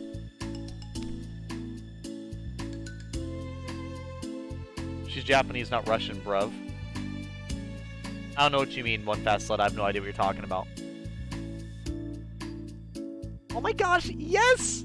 I was just joking, but that's a really good idea. Well, I'm glad that's settled. I think the question is how to come up with an event that demonstrates everything you can get out of the literature club. Well, that's kind of tough, because everyone gets something different out of the club. Okay, how about this? Let's go around and have each of us talk about what we've gotten out of the club so far. That could really help us figure out what kind of reputation we want to build. Yeah! That's too embarrassing. Aw, but you have so much to talk about. That's exactly why. I'm sure Natsuki feels the same way. Well, maybe, but I didn't plan on arguing against it or anything. I mean, it's the literature club. We talk about that stuff together, right? And the only way to get more comfortable with it is to suck it up and do it. Oh. You're not wrong. I'm sorry for being resistant. It's not good to say suck it up because it sounds like their feelings don't matter. Right, my bad. It's just a habit I need to break. Well, anyway, who's gonna start? I'll start. I was the first to join after all. Wouldn't that be me? No, I want to go first. Fine, you can start. I don't mind. Yay! So, gosh, it feels like so long ago. I think I joined because I wanted to have fun sharing poems with people. Seems like it'd be a safe way to express myself. You know? Like, if it's just a poem, then I can share it without feeling like I'm burdening everyone with my problems. And I thought it would be a really good way to get to know other people, too. So yeah, I was really surprised when I walked in, and it was just Monica. And she was sleeping. Don't remind me of that, oh gosh. Yeah, but it seemed like so much fun to help start a new club, especially since writing helped me so much. I want to see if it helped other people too. It ended up being me who was inspired, because I remember feeling like Monica was just so sweet and mature, that I could trust her with anything. It made me feel a lot less alone having someone who knew even the bad things about me. And at that point, I knew the literature club was going to be special for a lot of people. Yeah, I felt the same way. It really helped give the club a more cohesive vision. Yeah, and then Yuri joined, but she was so different from us, and Natsuki too. I think for Yuri, it really helped for me to take the lead before she was able to open up a little. But Natsuki was kind of the opposite, where she wasn't ready to get really close to someone really quickly. I never really thought about that sort of thing. I really feel like I've gotten better at understanding people's different needs. And that makes me really happy, because my friends are just the most important thing to me. Whatever new members we get, I want to help them in ways too. I don't know if I would have continued coming to the club if it weren't for you. Really? Mm-hmm. I know it wasn't too long ago, but it hurts to think about my behavior back then. It was really short-sighted. The only reason I came was to find others who were into fantasy. I suppose that was my idea of making friends with people. I remember feeling uncomfortable because you and I have such different energy. I had such a specific idea of the kind of person I could be friends with. So when Sayuri tried so hard to get to know me, I felt I was just wasting her time. I think I was naive to assume that similar interests were the key component of friendship. Sayuri and I were able to be friends because she always thinks about the needs of other people. That's something I never knew how to do, or even thought to do. But I stayed in the club, thanks to that, and I started trying as hard as I could to understand people better. You really went above and beyond when it came to that. I was just super impressed. Well, I always hated that I didn't know how to behave like a person who was easily liked by others. Like the two of you can. Because of that, I spent so much time thinking about my own behavior and all the wrong things I said. But the whole time, I should have been thinking about other people instead, not myself. Once I started doing that, I was able to make friends with everyone else. Oh, also, I discovered that sometimes I'm a better communicator when I take time to write rather than speak. It's so strange the way things turned out. It's so far different from anything I'd ever would have expected. But I'm happy. I suppose we don't always know what we really need. Oh my gosh! You're so cute that I'm going to throw up. Okay, please don't do that, Sayori. Besides, I'm not cute or anything, Baka. Hey, isn't that my line? Oh. Well, for me, it's actually true, so... What are you saying? Nothing. I finished my part, so somebody else take their turn. My heart! Sayori, take some deep breaths. Okay, fine, I'll go. Yuri, I can't believe you were complaining about doing this and still went before me. What a show-off. I was just following up on Sayori. It was the easiest way to get it over with. You know, is this like a recollection of... oh, holy shit, I'm a giant screen, by the way. You guys forgot to tell me. There we go. I like how it's like a recollection of everything. It's honestly pretty cool to, like, have everybody here, like, together, talking about everything. Oh no, I'm just enjoying it still. Besides, you left out the most important thing that you get out of this club. I did? Yeah, a regular supply of your favorite cupcakes. Oh no, I forgot that too! I'm a traitor to the Cupcake Queen! Neither of you are forgiven. Looks like only Monica will be getting cupcakes next time. No! I can't eat that many cupcakes. Yeah, true. Only Yuri can. Hey. Well, anyway, I'm just putting off talking.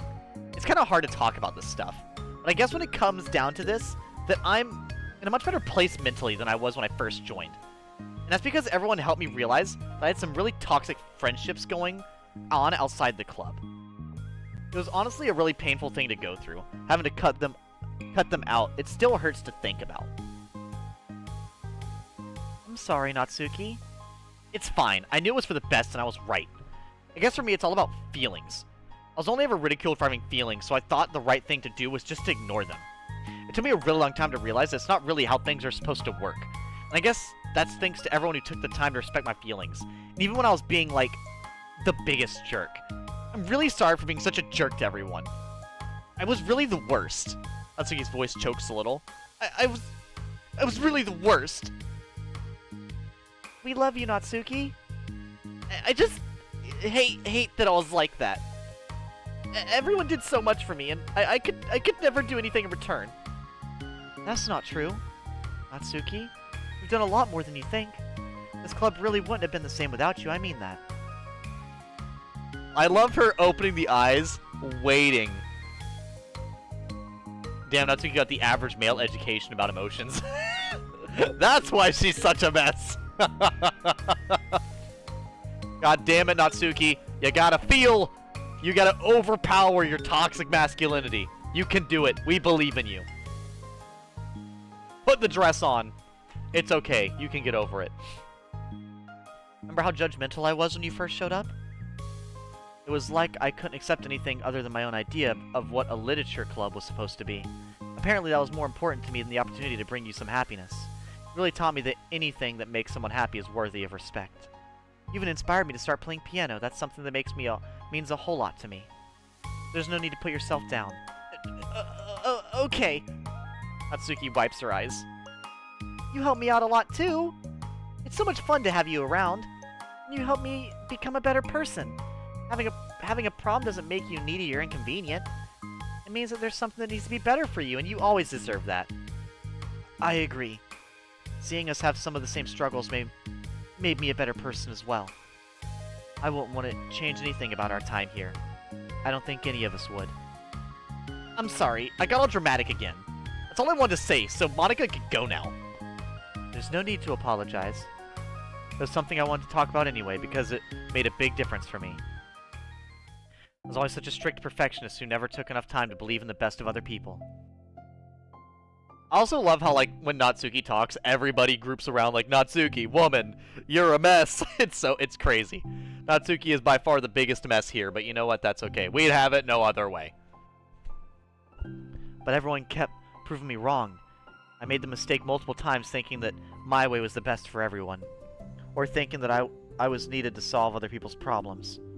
But I think being a leader means that you have to acknowledge that you're not the perfect. That the best thing you can do is to help guide people, rather than to do everything for them. We're all good people. We're all equals. I think that's the most important thing I've gotten out of the club, realizing what that really means. Sayori, what are you doing? I just thought that we should be writing some of these things down. Things about the club that are valuable to us. With a piece of chalk in her hand, Sayori writes the word trust on the chalkboard. This is because you showed me that I could trust you with everything about me, not just my good side. Suddenly, Yuri takes a piece of chalk as well. She writes understanding. I owe a lot of gratitude to everyone who took the time to understand me, even though it was so difficult for me to express myself. In that case, Mom takes a piece of chalk as well and writes down the poem. Writes the word. What's on my face? What's the word? Respect. I always thought I was a respectful person, but it took the club for me to realize that there was more to it than I thought. And I'm a better person because of it. I have another one. Sayori writes balance. Sometimes people want different things out of a friendship, or they need time before they're ready to become close. So it's important to keep things balanced between you and the other person. That reminds me. Yuri writes reflection. I've always been a reflective person, but most of it has been nothing more than hating myself for all the things I thought I did wrong. Once I started reflecting on other people and not just myself, a lot of things changed for me. So I think that's the most important one for me. That's great. We have a whole list of things now. Suddenly everyone turns to look at Natsuki. Well, everyone took all the chalk. Don't look at me like that. Jeez. You could have just asked. Monica hands her a piece of chalk to Natsuki. Then Natsuki sighs and writes self-love. Oh boy. I don't know how far I've gotten with it yet, but it feels like things are at least on the right track. So there, that's my contribution. This is so... I love this. Together everyone stares at the words on the board. Wasn't this club supposed to be about literature? How do we go from literature to therapy? How did we get here? It is. We still do a lot of literature. Friendship and literature. Yeah, you're right. Friendship and literature. Natsuki and Yuri gently nod as well. Hey, let's all take a picture together. We don't have one yet, right? Hey, you're right! Make sure you send it to me after. Wait, can I brush my hair first or something? Oh, you're fine. You already have the best hair out of all of us. And we finally admitted it. Yuri does have the best hair. Look at him. I love Sayori's messy haircut. I like the ponytail. I love the short hair. Like I said, if you're gonna have short hair, Sayori and Natsuki have top tier short hair. But Yuri has the perfect hair. The long, beautiful locks.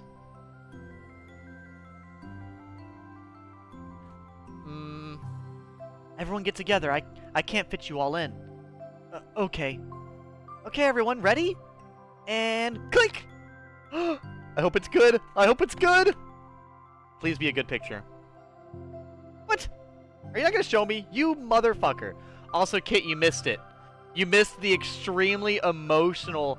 We had another extremely emotional moment, but this time it was with Natsuki and Yuri. And it was so good. You missed Yuri comforting Natsuki through a panic attack and leading her to get out of the toxic friendship. You've missed a lot of therapy in this session. That's okay. You're here at the end. You're getting nothing but the happiness. I'm really glad we talked about this stuff. That's okay, Kit Kat. Like I said, all this stuff goes on YouTube, but it's okay. You're in here for the adore. It's still the finale, so we're still going on. Please forget how far we've come with only 4 members. Like right now, this is the final of the side stories. And then I'm gonna rate all my favorite parts of each thing. Yeah! I have so many happy thoughts right now. I'm getting some really good inspiration for a poem. You know, I feel the same way. I kind of want to get some writing done. Me too! I think I would like that as well. Everyone's looking at me again. I'll do it too, but I might not feel like sharing it. That's okay. 4 members of the Literature Club disperse and return to their desks, each equipping themselves with a pen. Natsuki and Yuri give each other a quick glance and then start writing immediately. Sadie stretches and then does the same, but Monika is left tapping her pen against the paper, unsure of where to start. Just move your hand, Monika mouths to herself. Right the way into your heart. Her mind full of thoughts, memories, and inspiration, Monika navigates past her mental barriers and begins to write. It doesn't matter what, just that something's new. What's going on? It's the song. It's the song!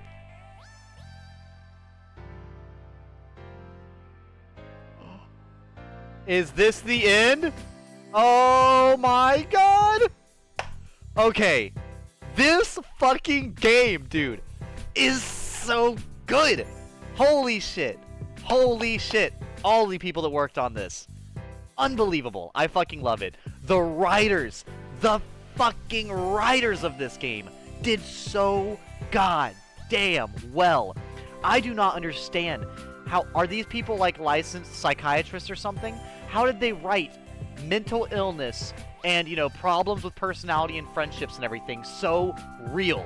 Like, I've been invested every single, like, line for line, I've been invested. And then moments like this, the Sayuri and Monika. Also, I love this. You finally got to see more of Monika. They finally gave Monika more of a character, and it made it where I could really, really enjoy the characters even more. Because at the end of the day, I really think that the, like, Yuri, Natsuki, Sayuri, and Monika were good characters. And the side stories show that. Like, they made good characters with a lot of, you know, interesting potential. And the fact that they took those characters, like, I feel like the Doki Doki Plus shows how much the people that made this game loved it. Because they took what was kind of like a shock value horror game and went along with it to add even more.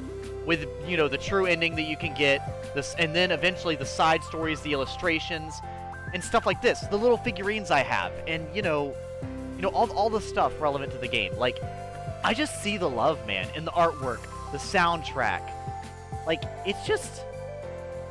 I love playing games like this, man. Even though it's not a big game, even though it's not, you know, something crazy, I just can see, like, the people that made this game were thank you, dear player, for enjoying our story of friendship and literature.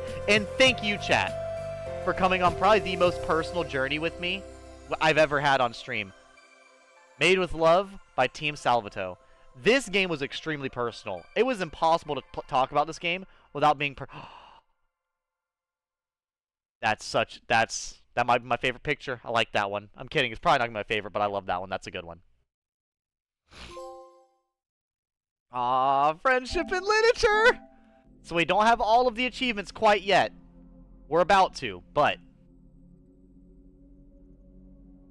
Okay, come on. You can show me, game. Whatever, who cares? But yeah, that's okay, so we have all of the wallpapers, all of the poems, all of the CGs. We're missing one secret.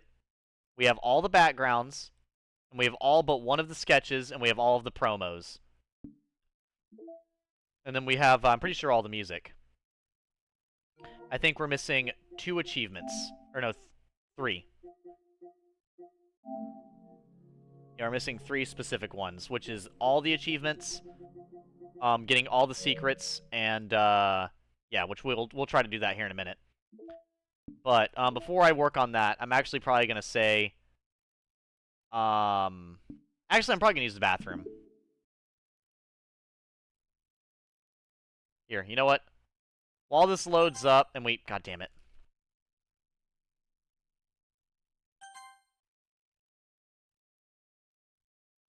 And for my full ending of the game, I'm gonna actually get the full, like, happy ending when I actually do the outro for the stream.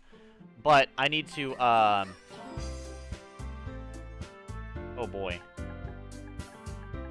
I need to go ahead and get the final secret, and the final secret involves, you know, a few things. But here, I'm gonna use the bathroom. I'll be right back.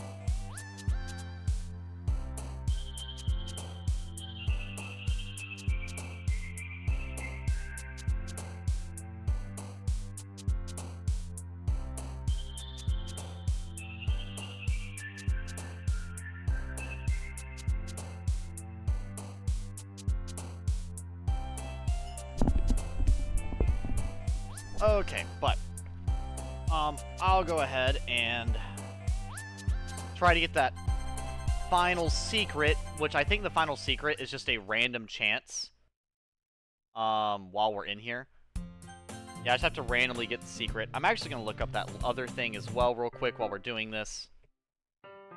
Hold up. Whoops.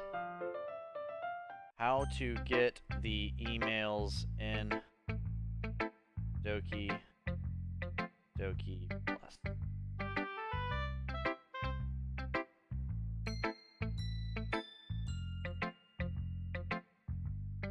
Okay, I'll look at that in a second.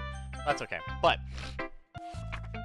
anyways, yeah, no, that was fantastic. I'm absolutely loving this game. I'll continue with what I was saying as far as, like, you know, the outro stuff, because, like I said, I just, you know, I genuinely love, you know, all the effort they put into this game with each of the characters, and I'm impressed. You know, like I said, they put a lot more attention into it than I really expected them to.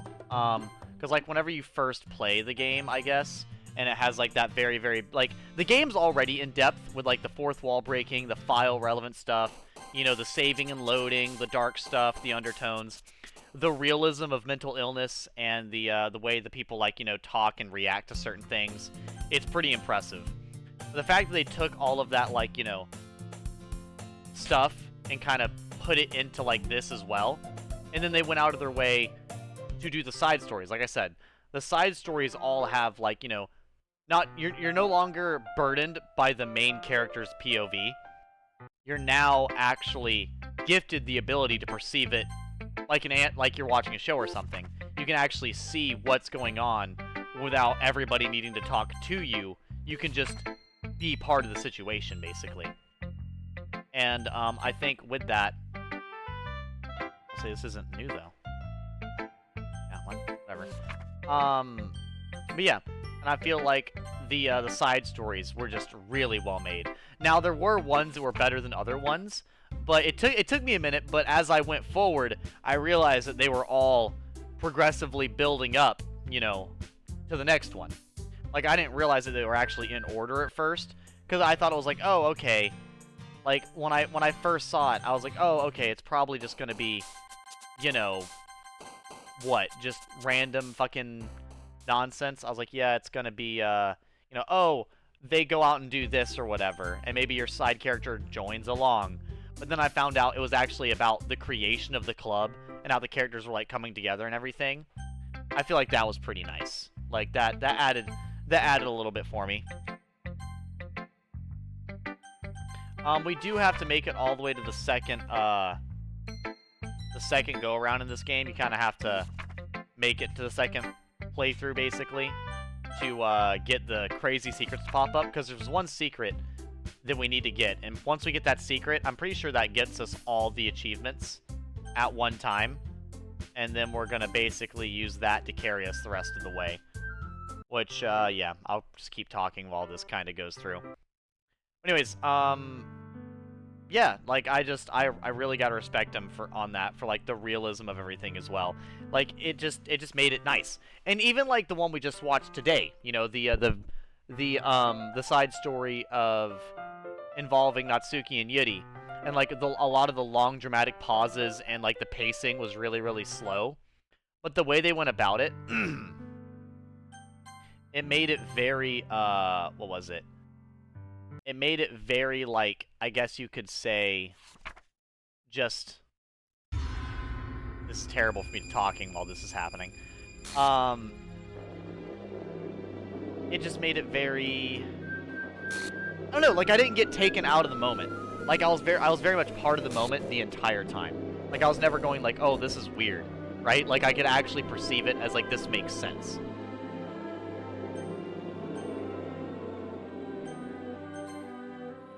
Have you guys ever played a game, or whatever, where the game is basically, like, it's so anime, or it's so, like, fake, it's hard for you to really, like, take it seriously? Like, it's hard for you to give a shit because like, the writing just doesn't, like, work that well for what's going on.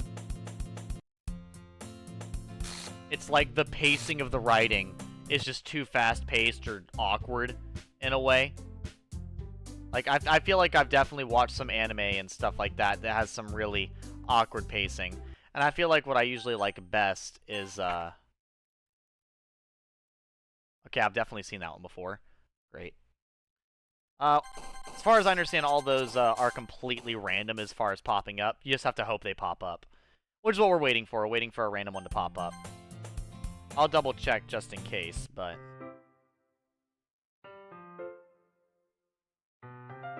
Doki Doki plus... secret poems.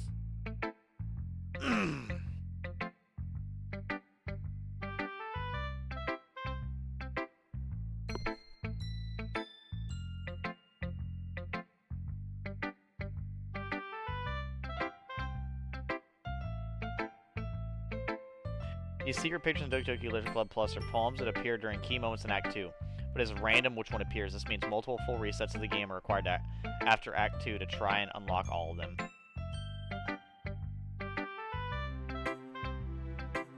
Oh, Jesus. It may take hours, even with skipping dialogue. Let's hope not. Let's hope EduGamer gets lucky.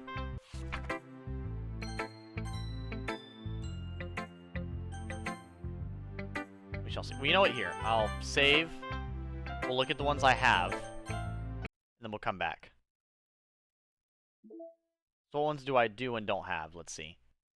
So I'll know when it's new. We have Can You Hear Me? Nothing is real. We've got the Bloodstain. We got the I Love You. We have the Joke, A Dream, Papa, No Therapy, A Dream. Staying at a friend's place, wandering abandoned warehouse. Okay. Yeah, no, genuinely, like, I'm really happy they did this. Especially with all the time I tend to spend with, you know, with video game characters and how, like, real they tend to feel to me. I like having this really good writing. It really just immerses me and lets me enjoy my time quite a lot, you know? Fun fact, in the final cutscene of Twilight Princess, there is a short second you can use to equip the iron boots, and since the cutscene isn't a pre-rendered, the entire time Link will be clanking in the boots when he walks, and will walk with the iron boot animation. Oh, Jesus Christ, so it'll just be loud as shit. I feel like that'd be insufferable to listen to, though. Listening to the fucking clank, clank, clank the entire time. Because that... The iron boots of Twilight Princess are not quiet. They're like Wind Waker. They are super fucking loud.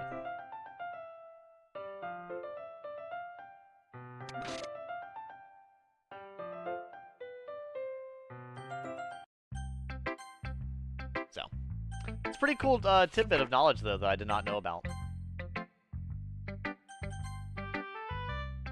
Can I get my secret poem now? Please help me.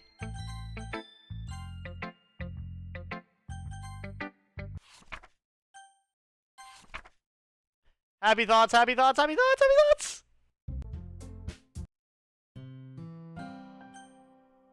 I think that's a new one, is it not?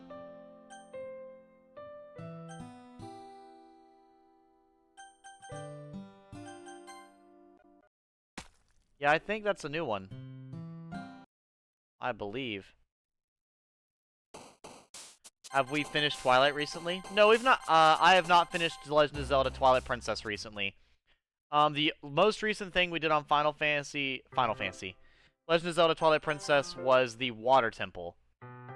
That was the last thing I did on Twilight Princess of significance, was the Water Temple. You have the ending in Discord? Oh, well, I probably won't watch it then. Because I have not seen the ending, like, at all. It's been years since I've seen the ending. I mean, years. I've not seen the ending since, like, middle school. So, when I see the... I probably won't watch the video of it in Discord.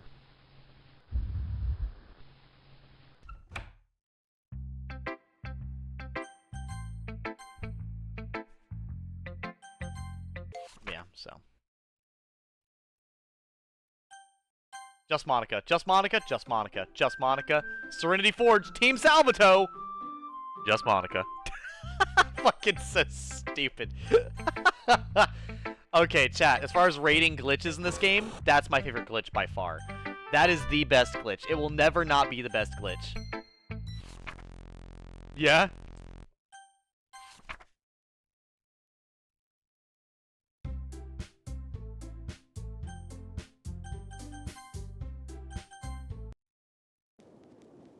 Alright. Yay!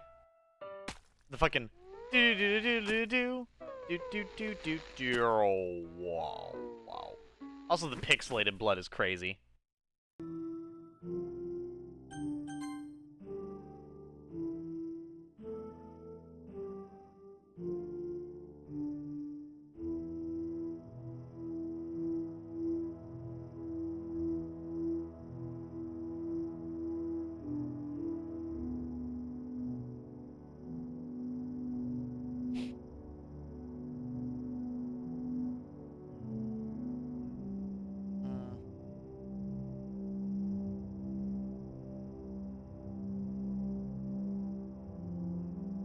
Trying to figure out how to get these secret poems. I think I got it, but I'm not sure.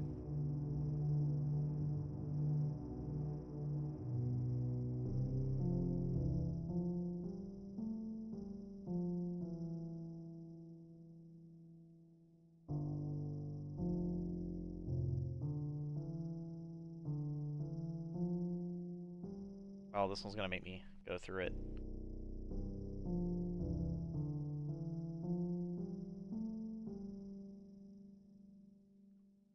I don't know, I feel like I got all of them, though. Oh well.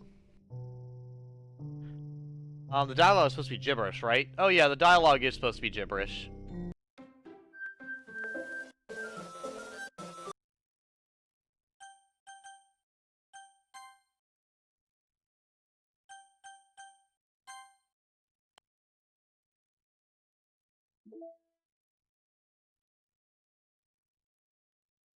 Yeah, how the fuck... I thought that would have been the last one, because that's the stare at the dot. And that's the... Whoops.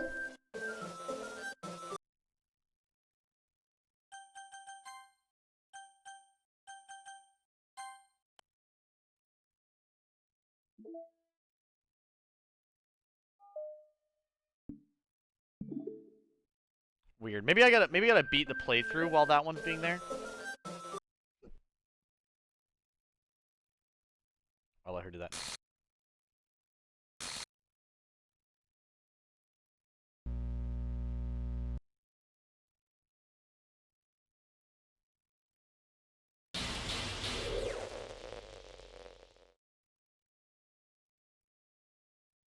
Oh, yes, where she freaks out and does the...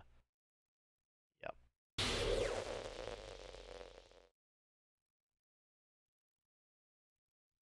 Oh, could you do this to me? Yep, I remember. It's okay.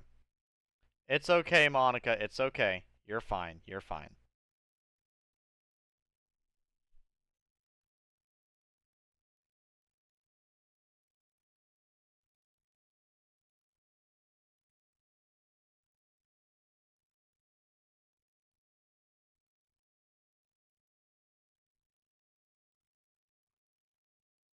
There's one last secret, which is not a poem and is called a Ghost Menu. In Act 2, once you have advanced a bit, exit the game and enter it many times. There's a 1 in 64 chance that this strange menu will appear. Keep trying until you get it. Make sure the text with the white background...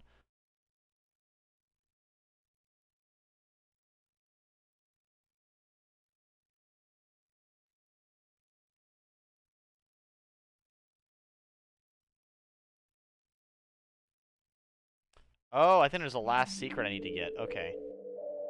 Once you advanced a bit in Act 2, exit the game and enter it many times. Okay, that's weird. It's really weird. What's that say, Devin? A Wookie? Airho?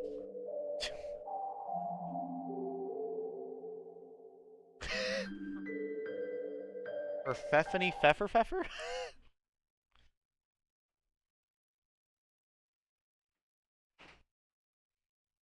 Yeah, Devin, you would not survive the DLC sections of this game. It is too feelings based. You'd be so mad the entire time. Like, oh my god, is she actually crying right now? Devin. They saw you shirtless one time and they were like, we made this for him.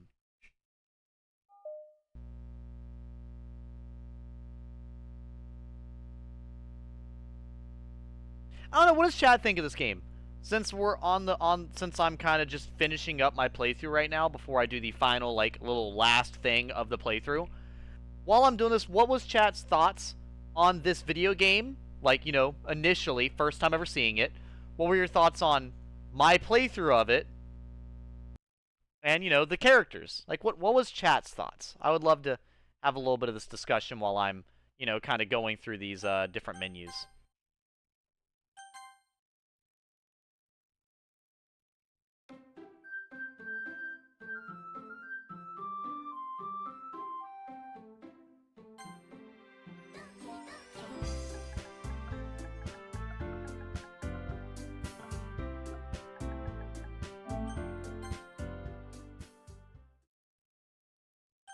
Gotta get through all this real quick. But that won't take super long. It should be fine. Give me the meat and give it to me raw. That's a weird thing to feel about the video game, but you know, that's something. That's a reaction, One Fast Sled, I'll give you that. That's a reaction you could have.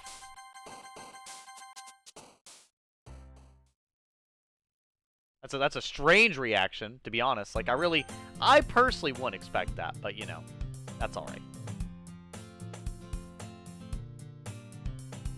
So I think I made I made my poem for Sayuri on accident. That's okay. Okay, let me go ahead and skip.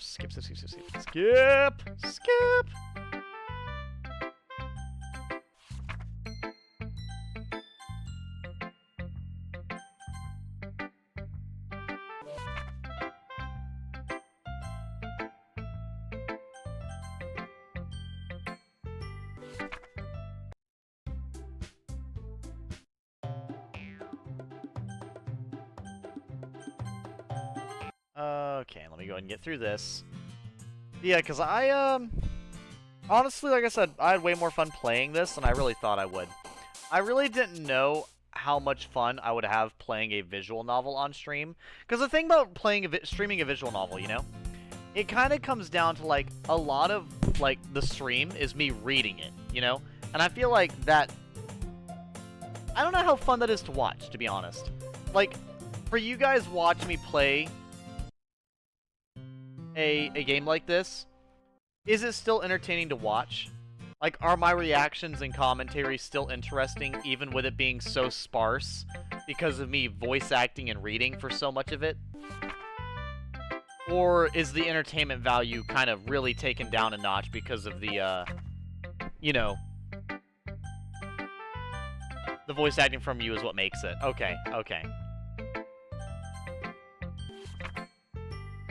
So if I wasn't doing voices, you would think it'd be boring, but since I do the voices, it makes the whole thing better. Okay, that makes me happy to hear. Because like I said, playing games like this, I worry. There are moments where I do worry about playing less action-based games and it being boring. You know, that's something that does come to mind on occasion. Because a lot of my viewers watch me from playing action-based video games, and the only other one not being that would be, like, Fire Emblem. So, you know. That does cross my mind. Go ahead and get through this real quick. God damn it, we're still waiting. Fuck. Okay, so I need to get through the second section real quick as best I can. We need to go ahead and get to the part where the game's breaking. I greatly enjoyed watching your playthrough. The voices and the conversation around the game was extremely engaging. I'm glad. I'm glad. Like I said, it is the topic of mental illness and personal experiences that this game kind of revolves around, and like, you know, the emotion and everything that it goes on about. It is definitely interesting, the type of conversation it tends to make me part of, you know. So, I'm glad. That does make me happy.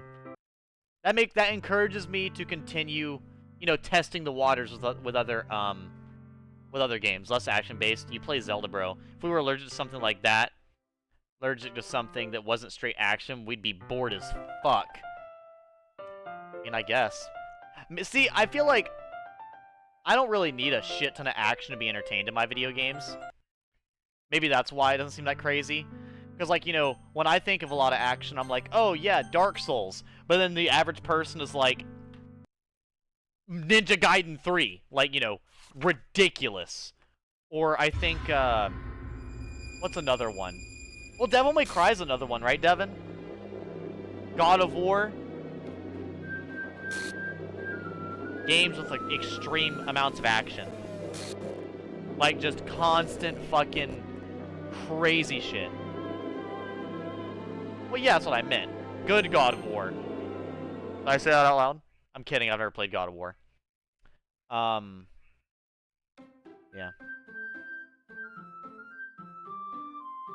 Quick, stop! City hangs herself. What the fuck does she tie the noose on?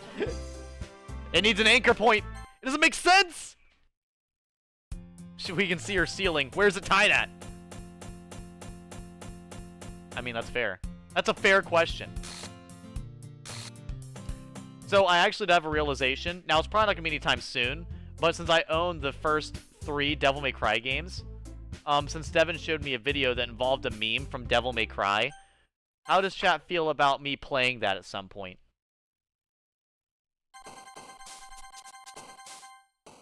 Does Devil May Cry sound like a fun experience on stream? I feel like playing it, you know, 1, 2, 3, 4, and 5. Because I've heard a lot of good stuff about Devil May Cry, and I have the first 3. Oh, well, yeah, no. Don't worry. I am finishing Twilight Princess. That's why I'm doing this right now, so I can finish this, and then I can focus on Twilight Princess, and I can focus on Dark Souls 2. Because even though I have this going on right now, and I'm finishing this, I still have Dark Souls 2 and Twilight Princess. So. Because Pokemon Conquest and Hyrule Warriors and Darkest Dungeon are not really story games anymore. Not particularly.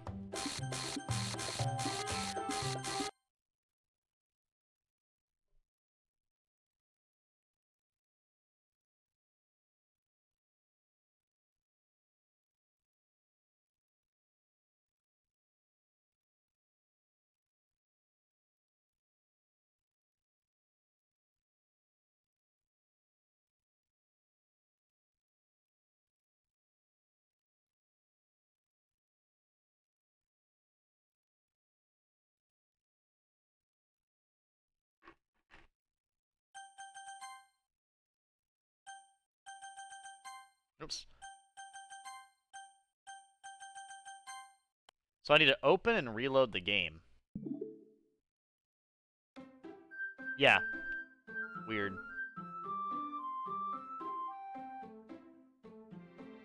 Doki Doki! But yeah, no. I know I got a bunch of games going on right now. I do have another playthrough that I do want to start that has been heavily requested. Funny enough, the one who's requested it the most is not even in stream tonight, funny enough. So I might even... You know what? Since he's not here, I'm gonna let him... I will tell you guys right now the game that I bought for Black Friday. That I was asked to play. By quite a few people. I don't think the people in here tonight particularly asked about it too much, but I have had quite a few people mention it.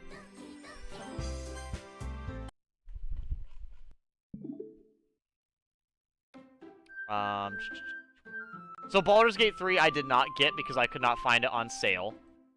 I was actually looking for that one and did not find it on sale, sadly. I think it was on sale on Steam, is what you said, and I was not I was not downloading that on my PC. My PC would have not had nearly enough space for it. But PlayStation. Like I said, I don't know why. I didn't see it on sale. Like I literally looked for it and I didn't see it. I don't know why. I mean, maybe I overlooked it, but I remember the night we talked about it, I actually went on my consoles and looked for it. I mean, obviously not my Switch. I did not look for Baldur's Gate 3 on my Switch. You got me fucked up. You think I'm doing that one now. But... Oh, fuck. Fuck.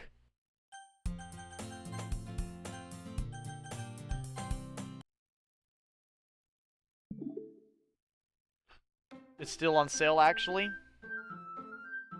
But... Why is this not showing anything? Fuck.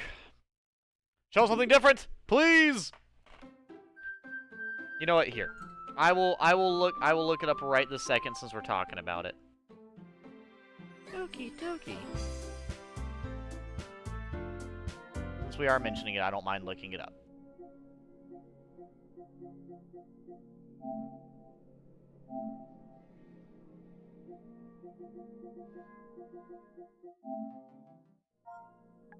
Oh, Jesus.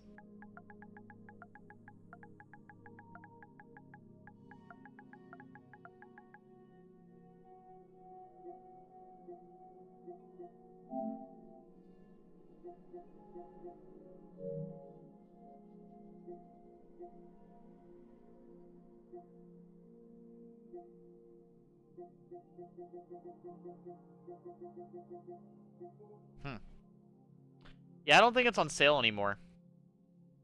Not that I can see. It's at $70 still.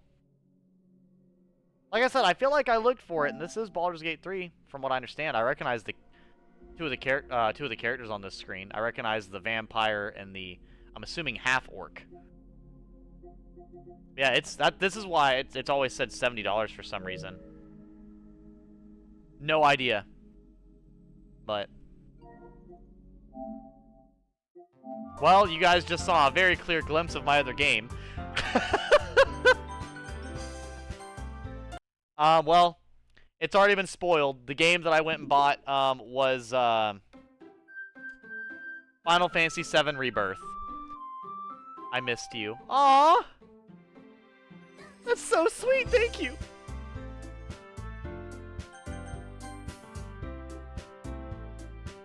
But yeah, no, I bought Final Fantasy VII Rebirth since it was marked from like $70 down to like I think 40.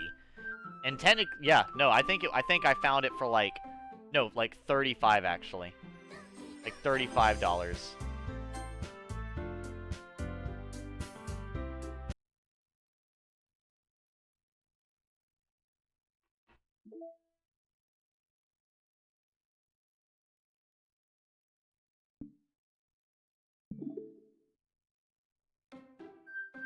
I'll say I don't don't know what to tell you guys. Like, when I look up the game and it doesn't, it comes up.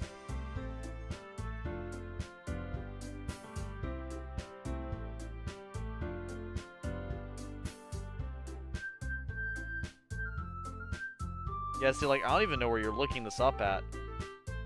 Where it says it's marked down. I see that it's marked down on your menu, but I have no idea where.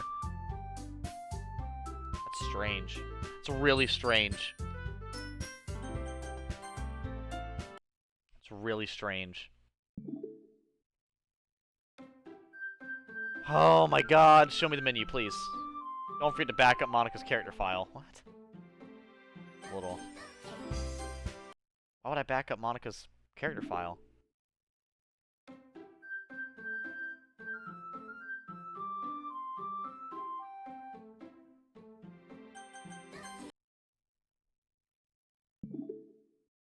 Give me the ghost screen! Give me the ghost screen! Fuck. So it's a 1 in 64 chance, huh? I am just not getting that chance, apparently. Make sure I'm doing it right. There's a 1 in 64 chance that...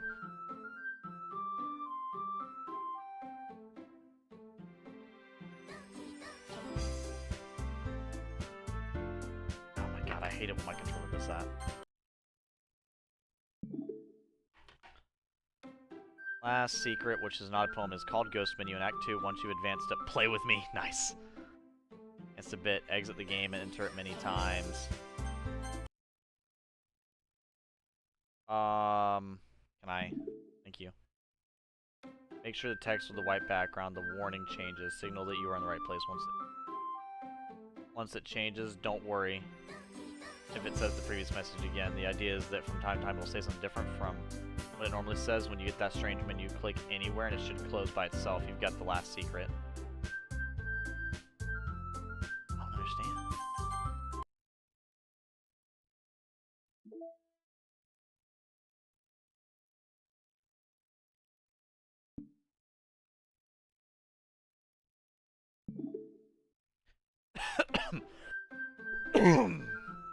I don't get it.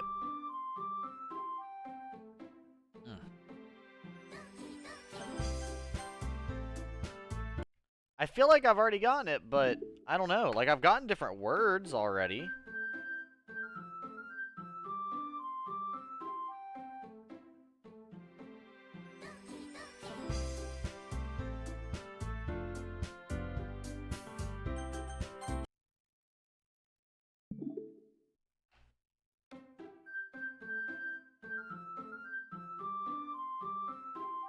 I hate to go to Reddit. You're my sunshine, Jesus Christ. Yeah, that's what I was saying. That's what it seems to be like. That should be all it needs me to do. And I've already seen a couple other things, so I don't understand.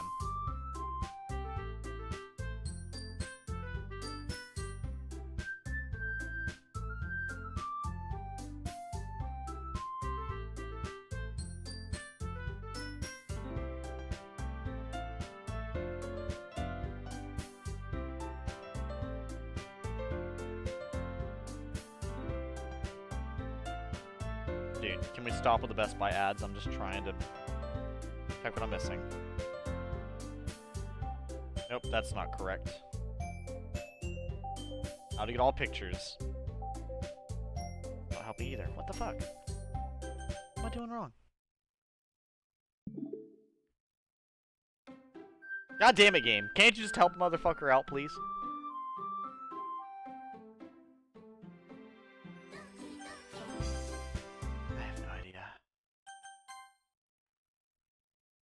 I have no idea.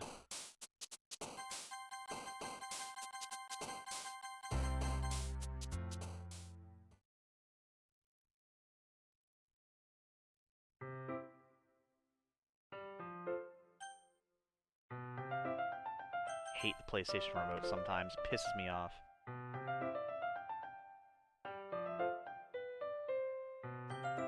Add to my list, but now I'm...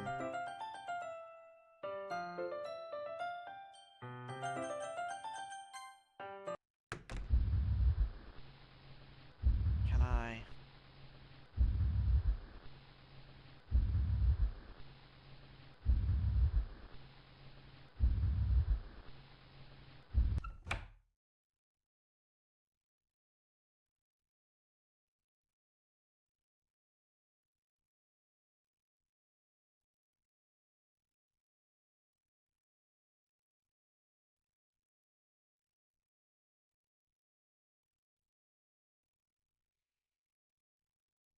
So for poem 10... So poem 10 is the one where we need to exit and go back in. And poem 10 would be the one that I need, right? 1, 2, 3, 4, 5, 6, 7, 8, 9, 10. This one. That's the one where I gotta log in and log back out again. Jesus Christ. Ah. Yeah, whatever. Load it back up. Anyways, that's fine. We'll sit here for a minute, I guess. But yeah, while I'm doing this, yeah, no, the game that I did get was, Final Fantasy VII Remake Rebirth. Because I was very, very excited about it, and, I know quite a few people in my chat wanted to see me play it after I had played the OG Final Fantasy VII, and eventually Final Fantasy VII Remake. And then everyone loved 7 so much, and 7 Remake, that I was actually asked to do the Yuffie DLC when I actually didn't plan on doing it. And so I was like, okay, I'll do the Yuffie DLC. And I had a lot of fun with the Yuffie DLC, and I really, really enjoyed it, so I went along with that as well. And then, after that, I also had Crisis Core, and I was like, fuck it, dude. I guess we're gonna play Crisis Core. Because like I said, I had it, so I was like, why not? Let's see what the hype is about. And then that really added to the story as well. It was only partially your fault. Oh, Jesus! Fuck, game! If the Team and Forge screen appears, you've not gotten it. Okay. But yeah, no, and so, like, I know, people want to see this one, and I kind of wanted to see it as well, so I thought, why not? And also, with, Final Fantasy VII Rebirth being a newer game, and a game owned by, like, involving Sony, I expected it to stay at, like, $90 for the rest of time. So to get it marked down to, like, in the 30s was something I had to immediately take advantage of. So that is why I ended up getting that. And that is a game that I would honestly love to play on stream. And honestly, my initial plan was to actually beat this game tonight. And to start playing that tonight as, like, leading into that game. But as you can tell, this finale is taking way longer than I actually thought it would have. So here we are, still going along. But, I'm excited to check this out finally. I think it'll be pretty fun. And I'm really curious to see how they end up taking the game. Like, where they plan on taking it to. Or what differences they end up having in it.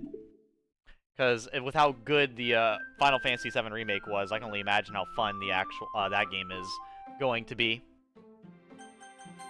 Which is honestly funny. I'm really glad that after all the years I spent not knowing anything about Final Fantasy VII and not understanding the hype, I'm really glad that I actually got to sit down and experience pretty much a large majority of what Final Fantasy VII had to offer.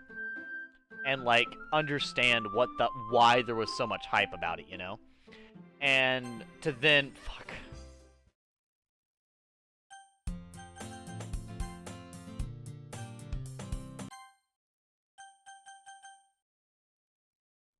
To then,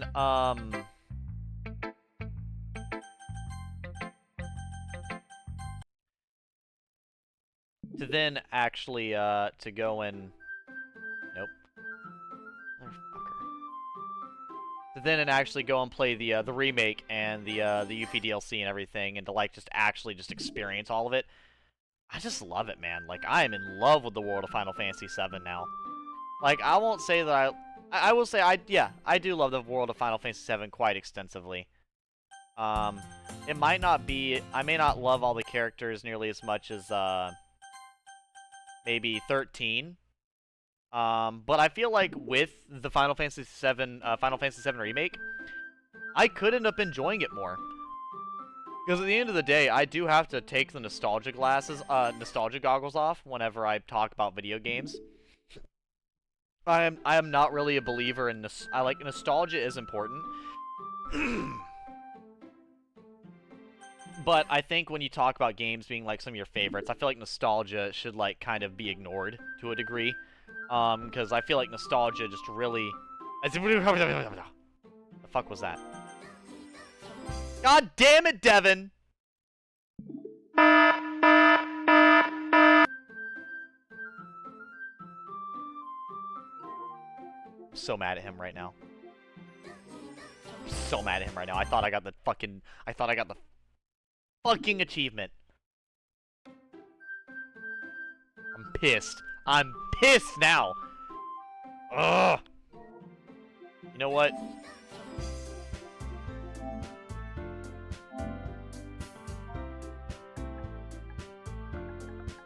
Oh, well.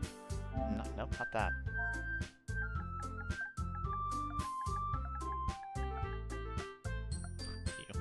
There you go.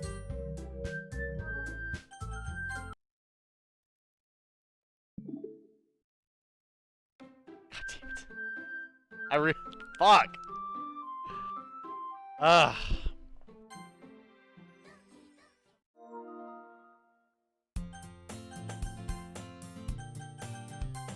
This is a ghost menu, isn't it? Right. Oh my god.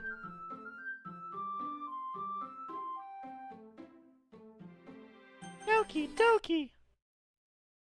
I feel like I've already opened and closed it 64 times. This is kind of wild.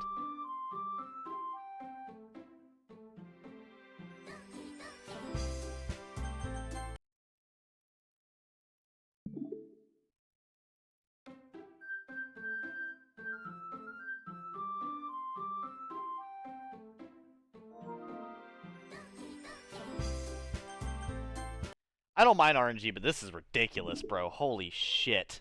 This is actually unreal. Like, this is... You're my sunshine, my only sunshine. You are my sunshine, my only sunshine. Fuck. You know what? This is what I'll do. Since I'm having to log in and out of this, I'll talk about my my thoughts about the individual. Dude, I usually have good RNG. I gotta be doing something wrong. Whatever. I'll talk about the trust one. With that, I did enjoy the beginning of the trust one. I thought it was pretty interesting to actually have some chemistry of Sayuri and Monika. I feel like, especially with that one, it kind of started the build-up of what was going to be Monika's character. Especially because, you know, in the original game, Monika doesn't really have that much of a character. So the fact that they kind of had to, like, make one for the, you know, for the side stories, like, I think they did a pretty good job and made it rather enjoyable, all things considered.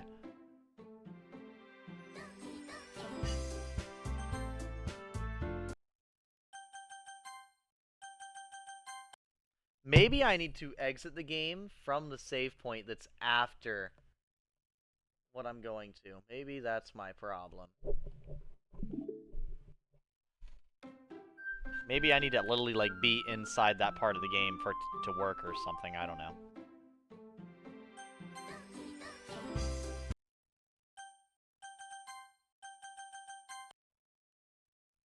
But yeah, no, I enjoyed that. Like, the starting of Sayuri and Monika. It really, like, I have granted kids to hell? What? I think it really allowed Monika to have, like, a basis, especially going off of, Sayuri. Sayuri is a pretty easy character to kind of, like, bounce off of with her, you know, extremely likable and... Nope, the glitch sprite is the point you need to be at. Okay, so I am, just on the main menu is correct, or no?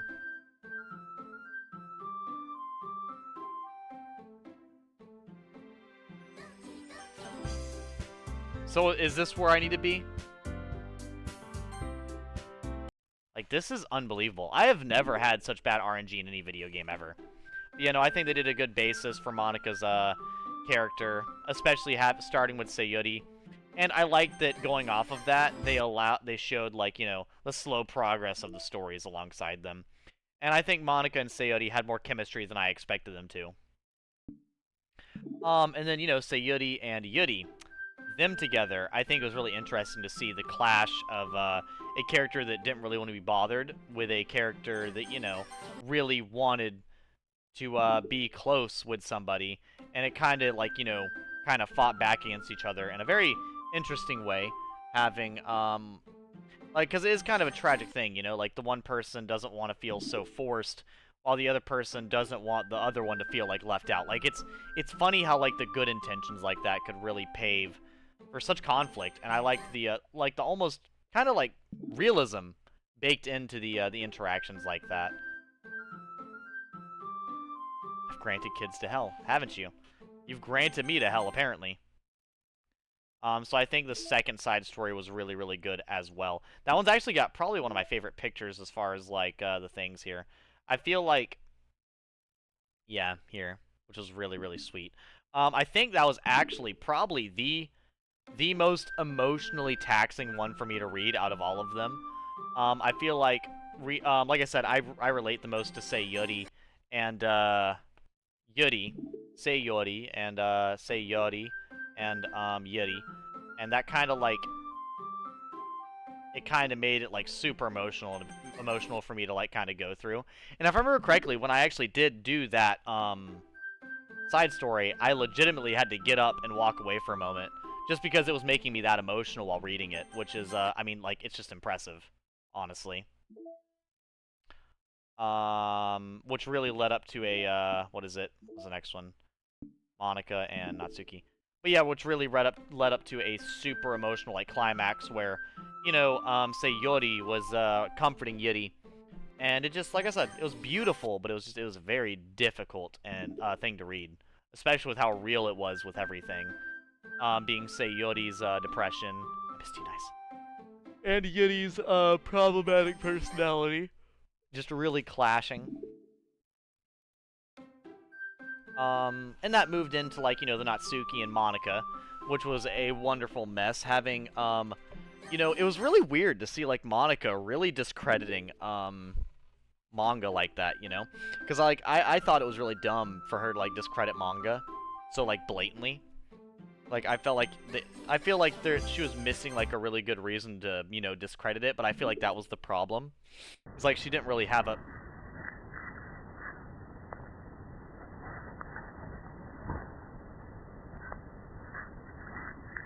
What the fuck?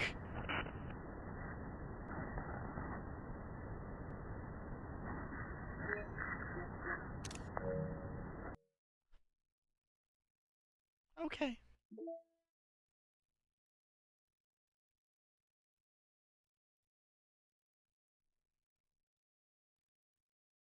Hmm. Alrighty then. Well, we fucking did it. Thank God. This freaked me the fuck out. Okay.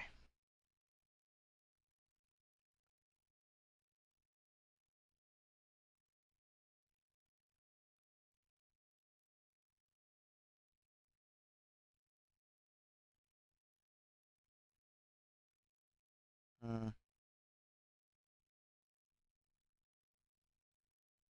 So I think this one, so I need to go down to, where is this at? Sketches.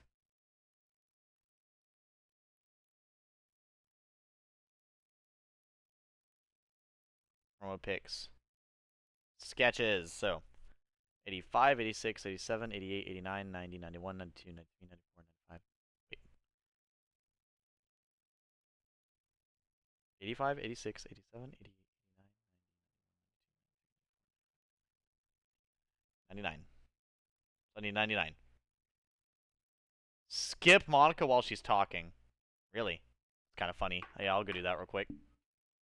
I think I'm pretty close to that working as well. DDDLC, ladies and gentlemen. But yeah,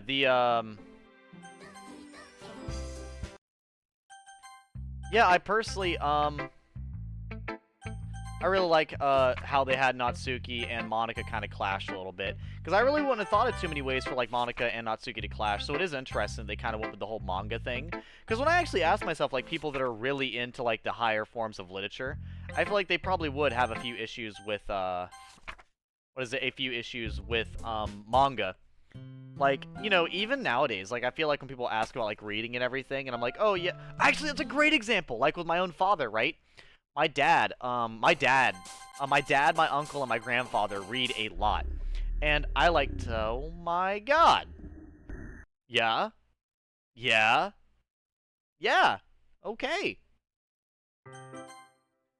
Um...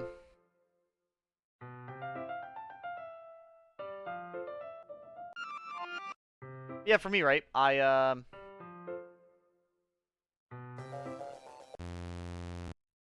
thank you. Woman, chill the fuck out. Jesus.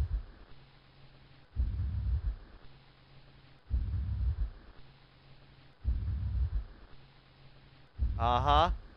God, this makes my fucking goosebumps, man. Yeah, with my dad. He doesn't really understand me, like, reading manga or whatever. So it is... Oh, yeah, here it is. Just Monica. Just Monica? Just Monica. Okay. Team Salvato. Serenity Forge. Just Monica. My dad, he doesn't fully understand it. I kind of explained to him, like, oh, you know, Dad, it's kind of like comic books, but, you know, maybe not quite exactly the same, per se. And it's interesting to, like, to kind of explain to him how I enjoy, like, reading so much.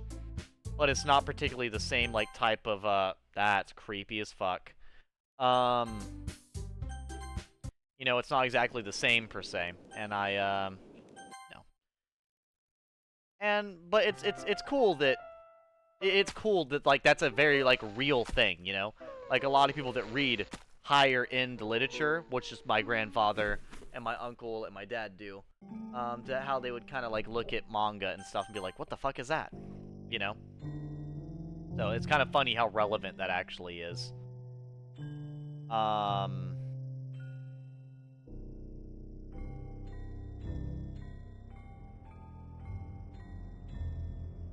Manga tends to read more like comics, and comics are a little more than picture books with no narrator. Typically means they are light on the story and heavy on the pictures. To someone who reads for the story, a book without much story is useless. Well, like, that's the thing, though, is, like the manga I read, right? Like, that's why I say it's a little bit different than comic books. Exactly. That's exactly. Like, a comic book, I think in comic books there's a lot more action going on. Simply that. Why did I pull the one with her in a fucking bath towel? Let me grab a different one. I don't want to grab that one. Like, a great example would be, like, you know, with the manga I tend to read, there's, like, you know, there's a lot of story going on, right? And, like, obviously there's a lot going on in the pictures. Like, there's a lot of action going on in each picture. But, like, you know, there's also a lot of context and a lot of, like, there is a lot of story and a lot of things happening. And it's not as much, like, you know, just picture focused.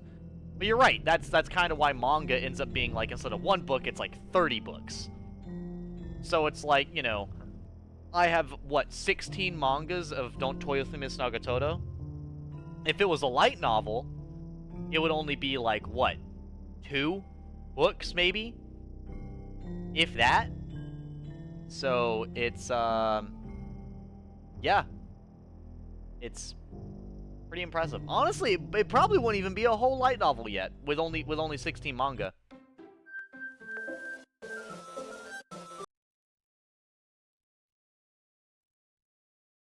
Exactly. How do you skip by the dialogue of Monica? It's not letting me. It's kind of annoying.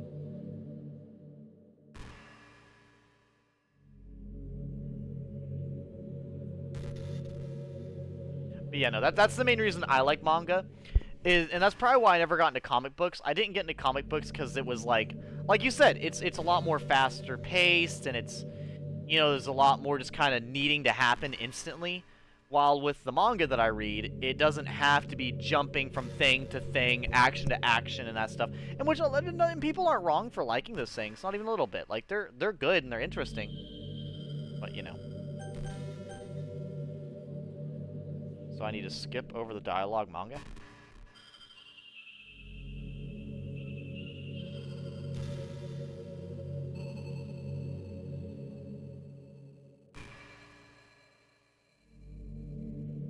God damn it, woman. Let me skip your dialogue! Oh.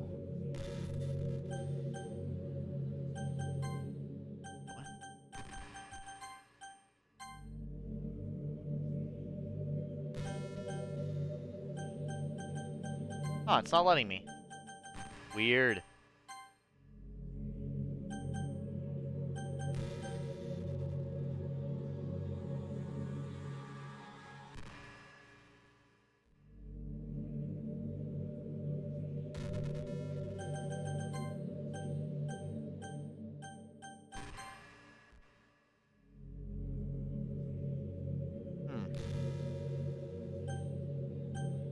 Was there? I'm trying to remember. Hold up. There's no point in saving the game anymore. Alright, settings? No. No. What was the controls here? Settings? Oh, you're not gonna tell me, are you? Motherfucker.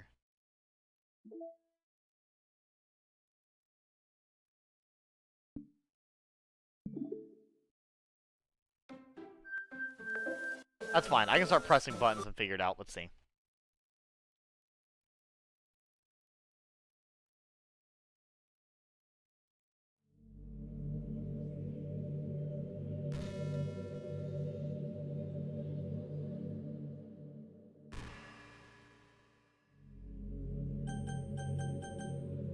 Oh, Lord.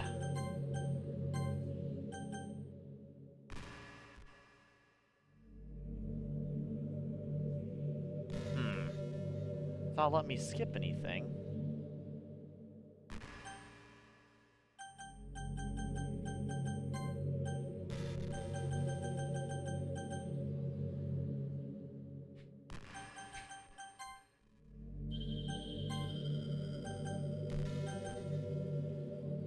Let's see here. Let me look up how to skip her text then. Fuck it. Doki Doki plus how to skip Monica's text.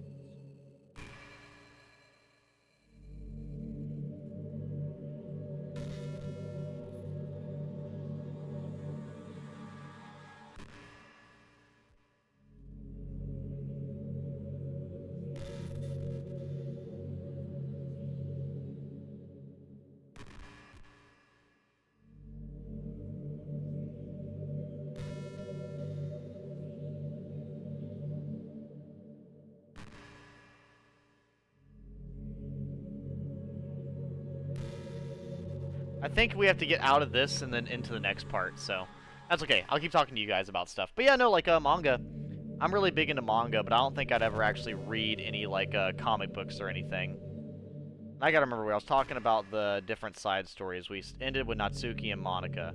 I think after that one, it's,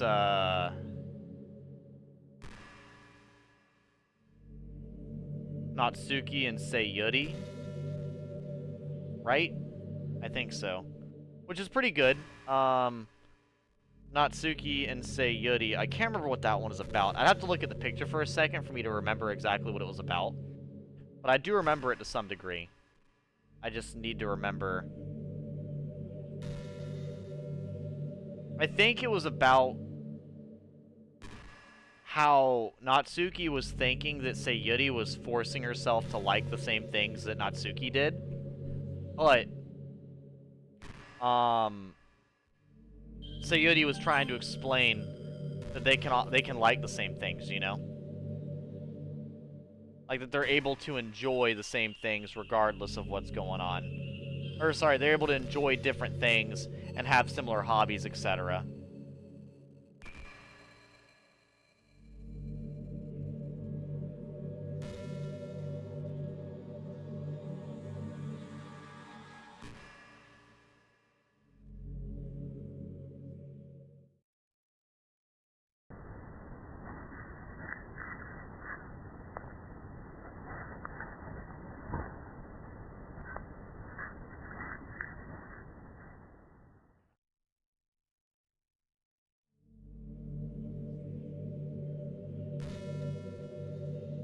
Okay, cool. So it is right this. We'll just stare at each other. That's what I thought. Thank you. one fast sled for these, like, last parts of this are definitely difficult for sure. Trying to figure out, but that's okay. We're slowly getting it. We're slowly getting it. But yeah, yeah, with Natsuki and Sayuri kind of breaking the ice or whatever, you know, it was nice to see how they could. I saw that, like, what was it? Sayuri began the process. So with Monica and Natsuki, it kind of felt like a little bit of acceptance, you know.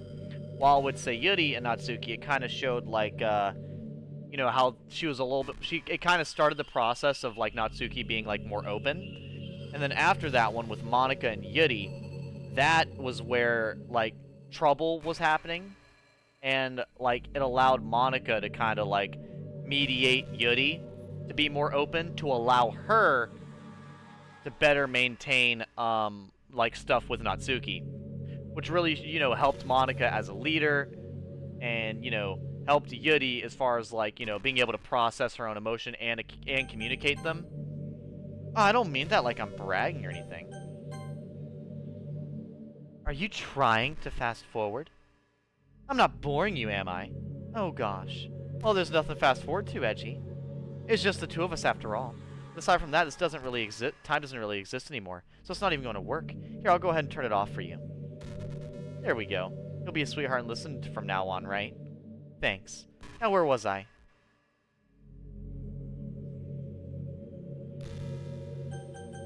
Woman, I do not care about you being a vegetarian.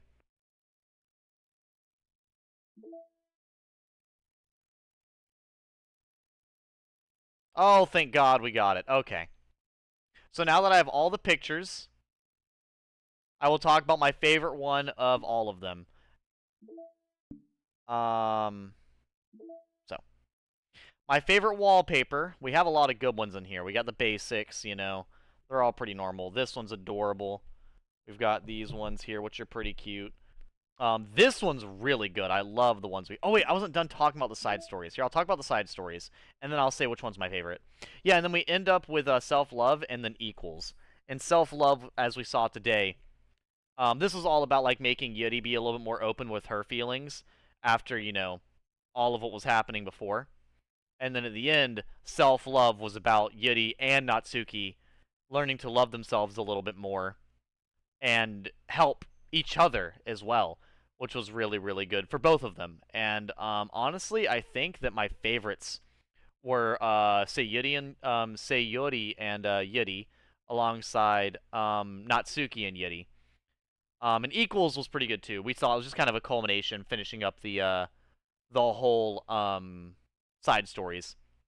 Um, by far, my favorites were definitely Understanding and Self-Love. If I were to pick a favorite, I think Self-Love would have been my favorite. I felt like the pacing was really good, and by far, it was the one that had me sucked in. Like, I was super focused. To be fair, this one had a lot of build-up between balance, reflection, and self-love. This one had respect, balance, reflection, and self-love. This was very Natsuki-focused, but, like, that's okay. Like, I didn't mind it, because it was a really good, like, finale of everything, you know? Then we go to pictures. But yeah, for, like, wallpapers, I think there are some pretty good ones. Like I said, I think Monica's is pretty decent. I like how expressive Monica is here. This one's pretty nice, too. I really like this one. But and as much as I think the runners-up of Yuri and Natsuki, I gotta give it to Sayuri. I love our girl for my favorite wallpaper here. I love Sayuri's design, and I also love her character and everything, and I feel like the sticky notes are just adorable. Poems. My favorite poem is a hard call, right? Currently reading the ninth. I have read 8 books in the past 2 days, currently on the ninth. God damn. So, Dear Sunshine, this one's pretty good. It's okay. We've got a couple in here. Bottles.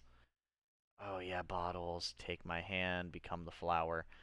Let me look at these again, because there's a couple I really, really loved. Oh, yeah, it's going to tell me what these are. Okay, cool.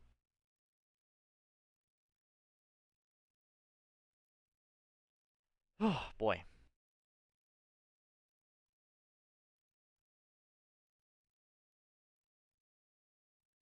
Natsuki's adorable, but I don't like her poems all that much, to be honest.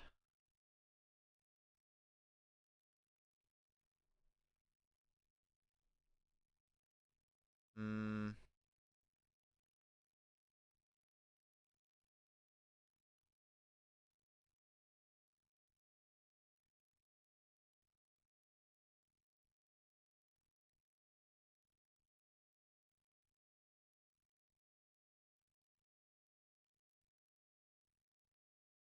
Yeah, I think my favorite one is probably one of, say, Yuri's poems. Let me see here. It was the...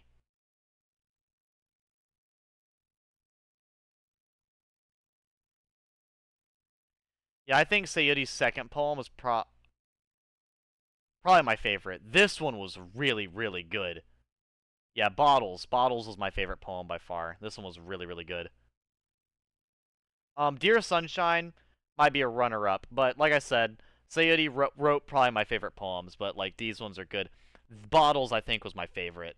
Take My Hand is really nice as well. I like her. All of her poems are my favorite. So Sayuri was my favorite poem writer, but I think Bottles is my favorite. It was a very intense poem. CGs, I like most of these. They're pretty good. Oh, and then this one. I didn't see that one. That's fucking stupid. What the fuck? That's hilarious. I'm glad they have a normal one and then a fucking stupid silly one because of course they do. Why not, right? Makes it more wholesome. I like the CGs. This one's really up there. This one's good. This one's nice as well. I think honestly, my favorite CG is probably gotta be this one. That was a very, like I said, that probably drew out the most emotion for me, so that's my favorite by far. Then my favorite secret, probably this one. That one actually freaked me the fuck out. I was like, what the hell? Like, you know, that's a great horrifying secret to have, isn't it? Background. Actually, you know what? I didn't even. Yeah, no, that's my favorite one. It's just because it scared the fucking shit out of me. Backgrounds. They're all pretty cool, but honestly I love this one. I love how the music room looks in this game. I don't know why. It's just so pretty looking, and the sketches and everything. Ooh, I think I might have to go with this one. I love like the older designs. This looks like a really old like anime. I don't know, like that's like that one. I just love their like seeing their old designs and seeing more of their old original designs are cool. But that seeing all of them together like that, I like it. They definitely, I will say, Sayuri looks a lot more basic in this version, but I really like how Monica looks here as well. And Yuri and Sayuri still kind of hold the same like vibe. Or sorry, Natsuki and Yuri still have the same vibe they were going for. And then promos, as I said before, by far my favorite. This one's god tier, huge, definitely god tier. Um, Now I kind of just need the last little bit, which I need to reveal Paula's project plan, which is the last thing we need, and then we're pretty much done with the game. Doki Doki Paula's plan.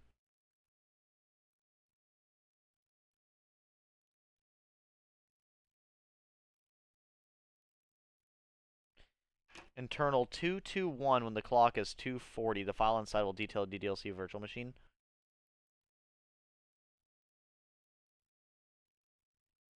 Okay, go to files. Wait.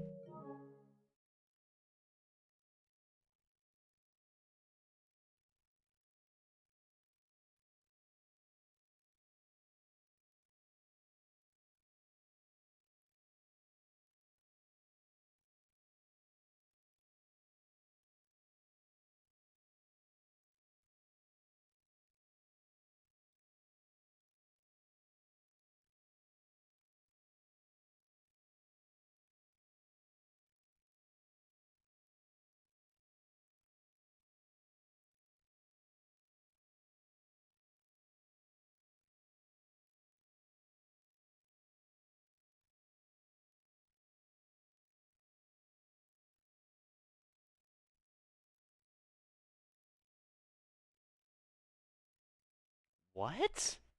Reset the console and what? The fuck am I reading?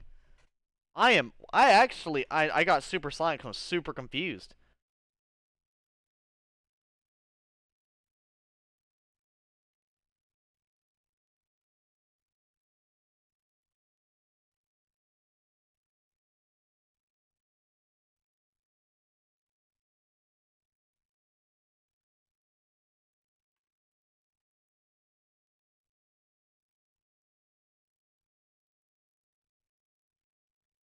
Oh, Jesus Christ. I have to go manually fuck with my console? Okay, hold up. Hold up, chat. I have to manually change the time on my fucking console, apparently. Oh, God.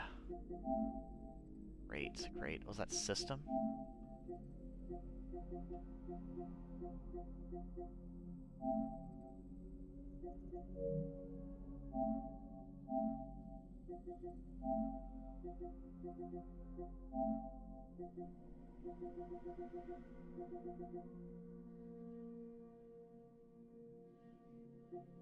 $240.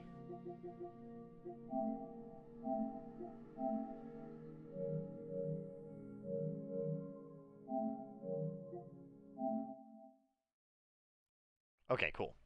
So I'll go to 240 in like 2 minutes. Cool. Next, go to the desktop files and open the folder. Here, let me close the game real quick. I'll reopen it and everything. Close game. Open. It'll be 240. Okay, cool. So apparently it hasn't exposed anything, so we're good. We're this close to beating the game. We're very, very close.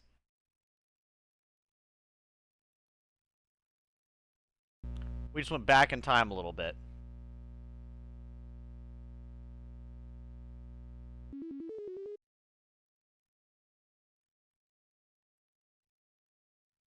Yeah, the 2:38 a.m. Cool.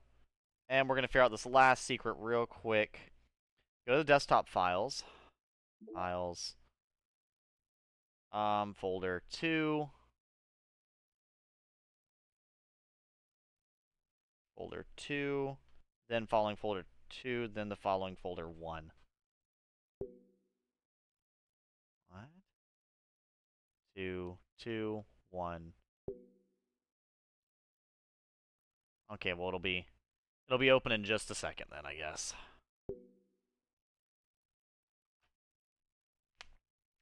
Anyways, this game's got a lot of fucking crazy secrets, and honestly, I don't know how people figured out parts of these. If I'm real with you, like, it makes no sense to me at all.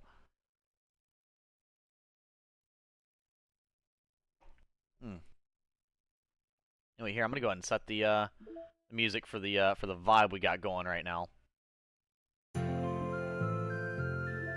I fucking love this sound, I'm not gonna lie. 2, 2, 1. Perfect, okay. Open! Yes! And just like that. Oops. I'm actually gonna look at what it says, I'm curious now. I love create human reliable version, all this stuff.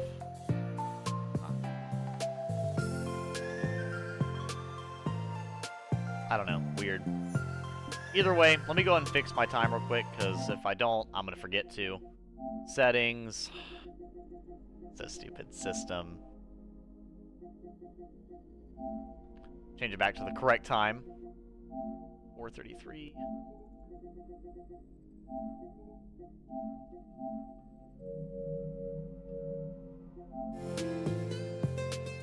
Okay. Wait, what am I missing now for achievements? The fuck am I missing now?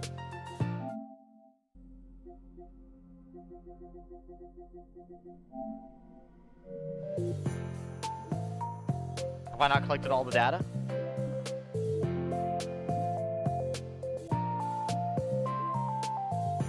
What data am I missing? What?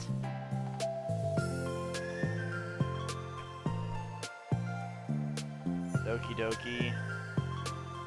100% data collection. Oh, Jesus Christ. I'm at 99%. What the fuck could I be missing?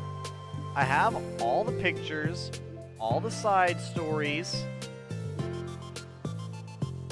Do I need to get all the mail too? Because I have all of this. What am I missing, game? What do you want from me? I don't understand. Wallpapers, poems, CGs, secrets, background sketches, and promo.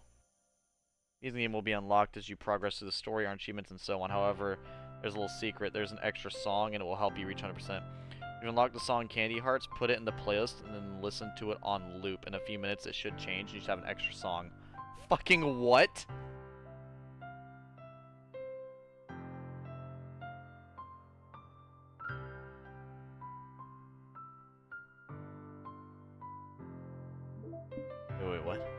do I need to listen to on loop?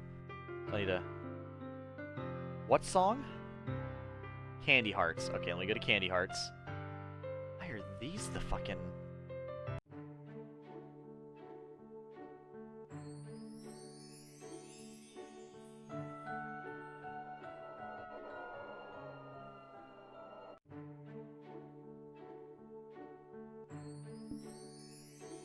Yeah, no.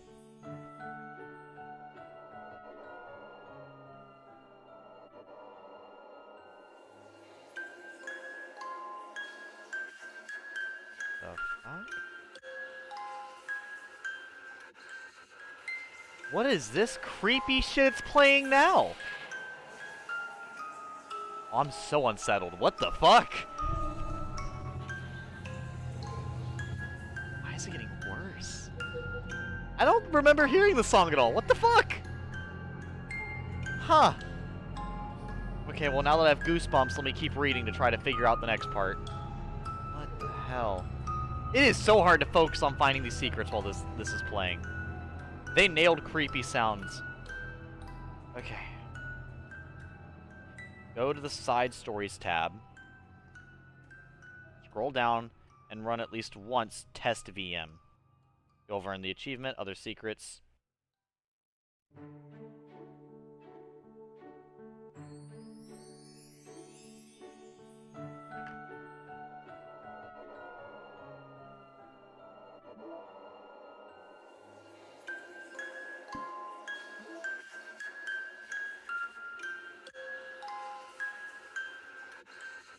Oh, God.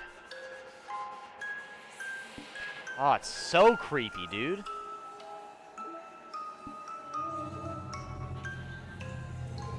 Why does it sound like that? I don't remember this at all.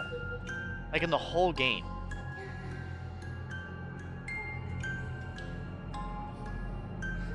What the fuck? Are these just different versions now? Oh, super weird.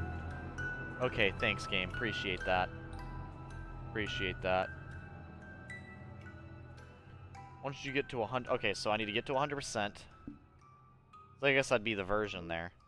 Oh, I'm at 100% now. Perfect. Stop replaying that, please. Shit's so creepy.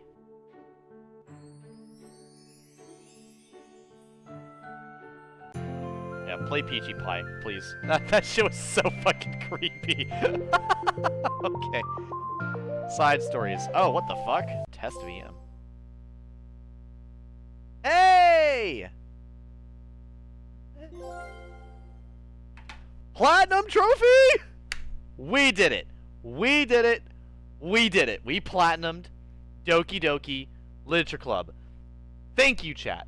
Thank you very, very, very much. I did not think we'd make it here, but we did. That took a lot longer than I honestly thought it would, but we did it. So, you know what? Let's go ahead and get the happy ending for the game and call it good. So I already told you guys my favorite character, my favorite poem, my favorite side story, etc. Oops.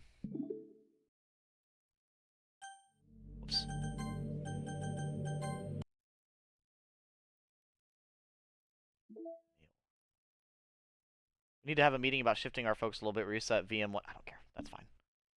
Do not care. Files, reset, yes. Yeah, reset. So, to get the happy ending, we have to spend time with Natsuki, then Yuri, and then, Sayori. So, we're gonna go ahead and do that real quick. We'll spend time with Natsuki and Yuri, and then we'll spend time with, Sayori, and then we'll just run through the second and third day, and get to the true ending, and then we'll be good. But yeah, I'll use this time while I'm starting that, and I'll just go ahead and say all my thoughts for the game. Since this will be pretty much the last time I'm like really playing it on stream, since it is the finale. If we have forgotten in the 3.5 hours it's been, yeah, I gotta say this video game has been honestly quite the experience. Like I said, I was not expecting to get this personal on a stream multiple times, whether it be you know, panic attacks or anxiety problems or ex-girlfriends, or, you know, just tons of different things. And I was not expecting this game to kind of get that, like, response out of me, you know? I was also not expecting this game to be my first ever visual novel. I really wasn't planning to ever play any visual novels. This game just happened to be, you know, like on Markdown one day, and I was like, you know what, why not? Oh, hold up. Save. Boom. Okay, hold up. Fantasy. Oh, whoops. Unrestrained. Secretive. Incongruent. Effulgent. Vibrant. Death. Oh, okay. Vivid. Fuck. Fuck. Massacre. Frightening. Extreme. Determination. Extra. Contamination. Fuck. Tenacious. So, here we go. Disoriented. Perfect. I think we'll be doing Yuri first then. But yeah, the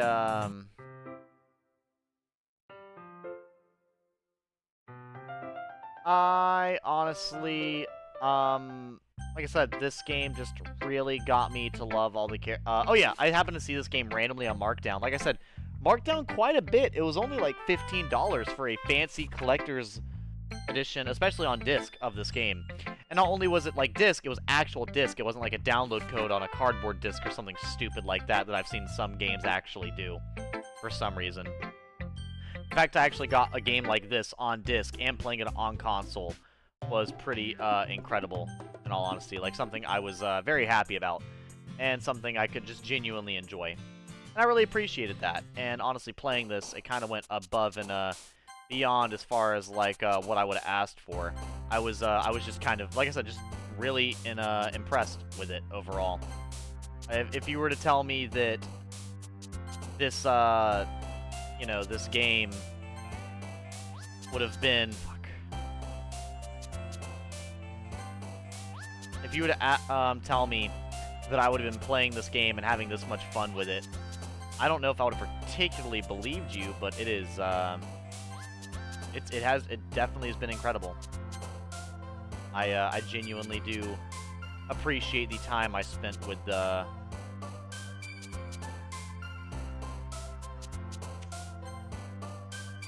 cool. I think I did it correctly as well. I'm just impressed that I actually, like I said, A, not only found this game on disc, B, had a bunch of cute collectible stuff, C, had this much fun with it, and you guys also enjoying it as much as you have been.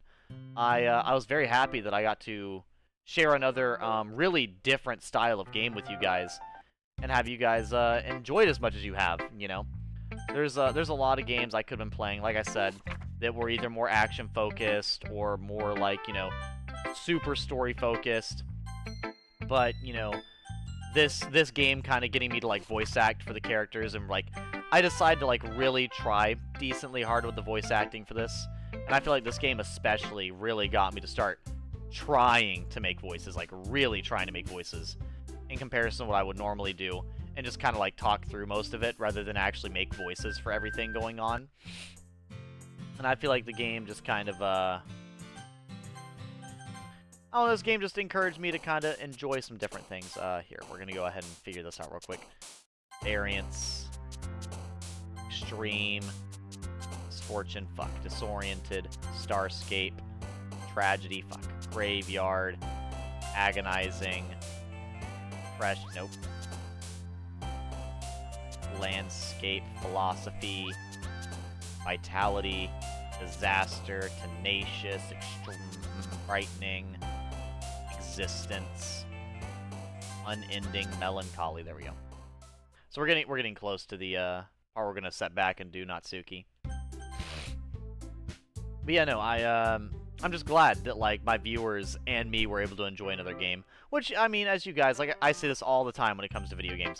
You guys always tell me, like, we don't care what you play, Edgy Gamer, just play whatever makes you happy. And I guess no matter how many times you guys say that, it still surprises me that you guys actually would mean that, you know? Like, you would actually be saying, like, oh, Edgy Gamer. Well, if you're gonna have fun with something, we're more than likely gonna have fun with you as well. And, like, to me, that's just awesome. That, like, how genuinely true that has been. Whether it be, you know, Pokemon Conquest, or whether it be newer games like the Final Fantasy VII Remake stuff, or whether it be older stuff like the first ever Legend of Zelda, or whether it be, like, you know, strategy games like Pokemon Conquest, like trying that out. Or stuff like this, you know, my first ever visual novel game that I not only streamed but also played. I've never played a visual novel outside of this, and that's just awesome to me. It's just really fucking awesome to me, and just fun. It's fun to have like new experiences like this, and especially like I said, a game this emotional to both make me emotional, but also, like, you know, bring up some pretty crazy topics for us to, you know, kind of talk about while we're on stream as well, and just, you know. Very fun for me.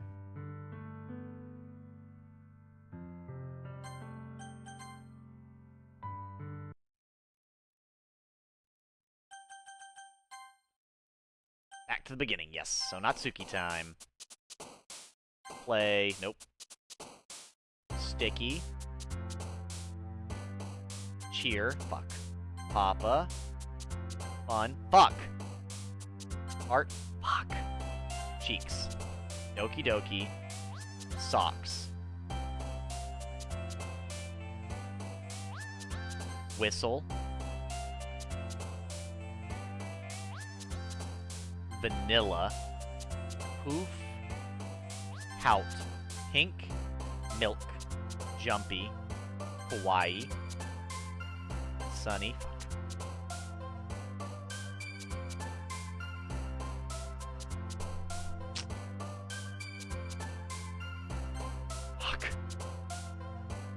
Candy.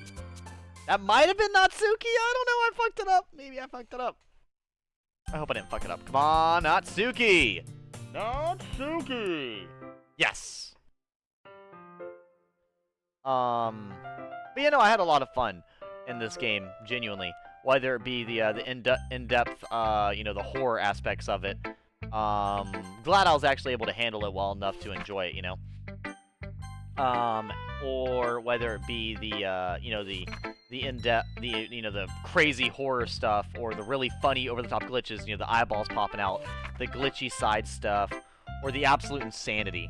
And honestly, even going through and getting all the secrets of this game, even though I did kind of go with a little bit of a guide, just so I kind of knew what to do, so I didn't get completely fucking lost, I just really enjoyed the chaos of it, you know?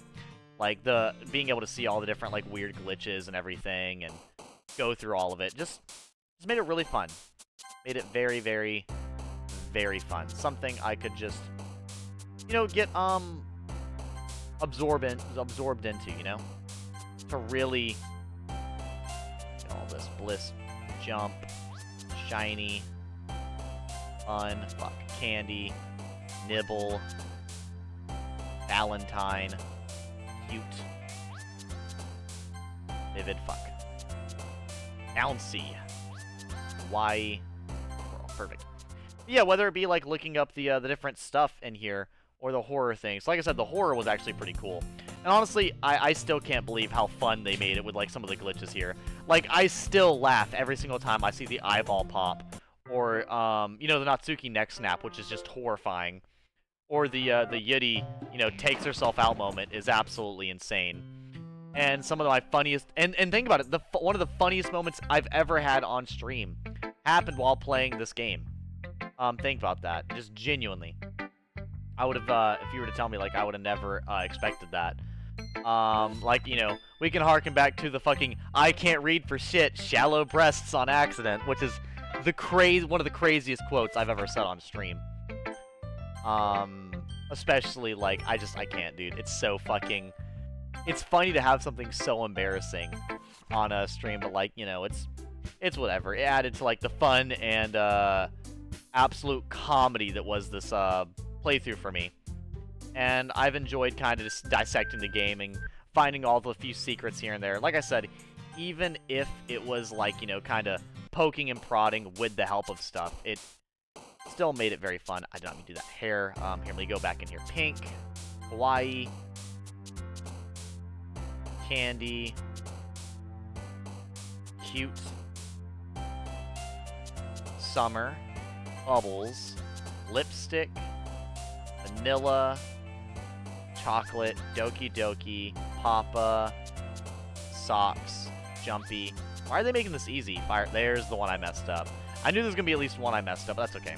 You don't have to. We don't have to actually make it perfect. I just have to make sure that she likes it. There we go. Cool. And yeah, no, tearing the game, you know, to pieces, looking for stuff. I made everything enjoyable. And it really, and then the side stories are just like icing on the cake, man. The music, the side stories, it just brought it all together into like a really perfect package. And I think that honestly this might be one of my favorite games now, simply from the writing and the characters. And I know a lot of people would probably say like, you know, Yuri is a classic yandere, or you know, Natsuki is a basic tsundere. But I feel like when you're actually going in here and participating with it, it's definitely different. It's different to watch an anime and have them just kind of do it at a very base level than for you to actually go in here and participate with it, you know? They are very, very, very different actions overall. And, as I keep saying, the heart that they put into this game. Like, the details with what Monica says. And then even if you, like, you know, start the game by deleting Monica or whatever, like, all the different little things you can do is kind of unreal. And I love that. I love that. And I can't believe some of the things they have Monica say is unreal as well. Like, you know, the things she says, afterwards, like, later on.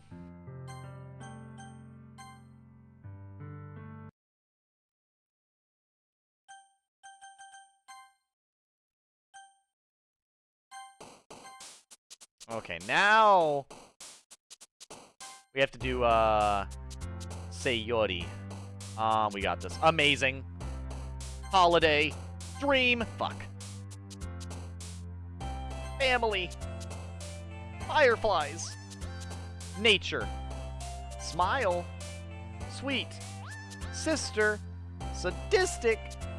Surprise. Service. Fuck. Death. Sadness. Fear. Oh, god damn it. Excitement.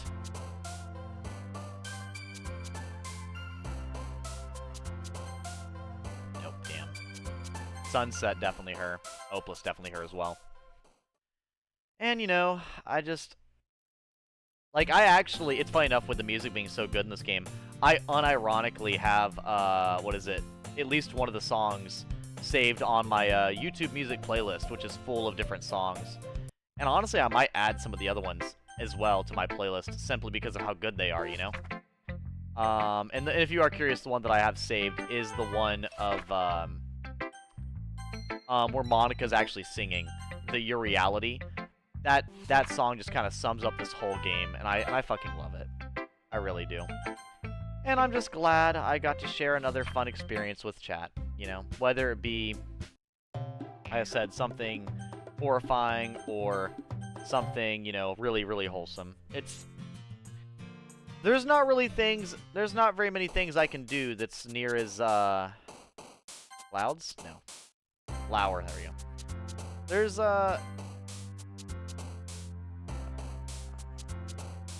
Alone. Anxiety, fuck. Sparkle. Marriage, family, nature. Aura, fuck. Death, romance. Art. Awesome. Lucky. Unrequited, yep.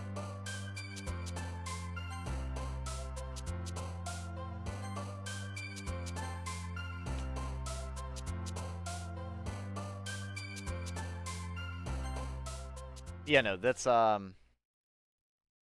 actually have Your Reality saved to my YouTube playlist, and I actively do listen to it somewhat often, and it's something I do enjoy. And, you know, I think this game honestly did really good for me. I think I actively was, like, taught a few lessons and made a better person from playing this game. And I feel like if you can play a game and, like, really feel connected to the characters and really get brought into the game, Like, that's a showcase of a truly fantastic experience. You know, I only get that type of experience with very few games here and there. Final Fantasy 13, 15, and 16, and 7 remake and stuff. You know, I think, what is it? Those are the ones that always come to mind. Zelda, Twilight Princess, and stuff. You know, just there's certain stories and characters that can really speak to you, and I feel like this game especially does such a good job with that, having such realistic, you know, outlooks on most things.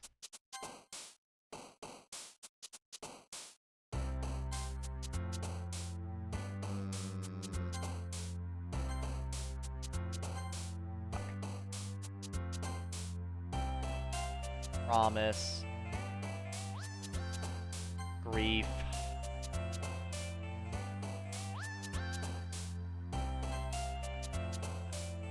Holiday. Playground, nope. Question, fuck. Romance, there we go. I'm starting to find some in here. Excitement.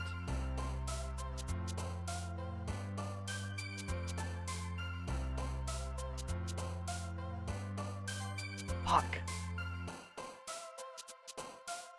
Fireworks. Memories. Fuck! I think I might have made Yuri. Shit. Shit. Shit. Shit, shit, shit, shit, shit. I might have fucked that up.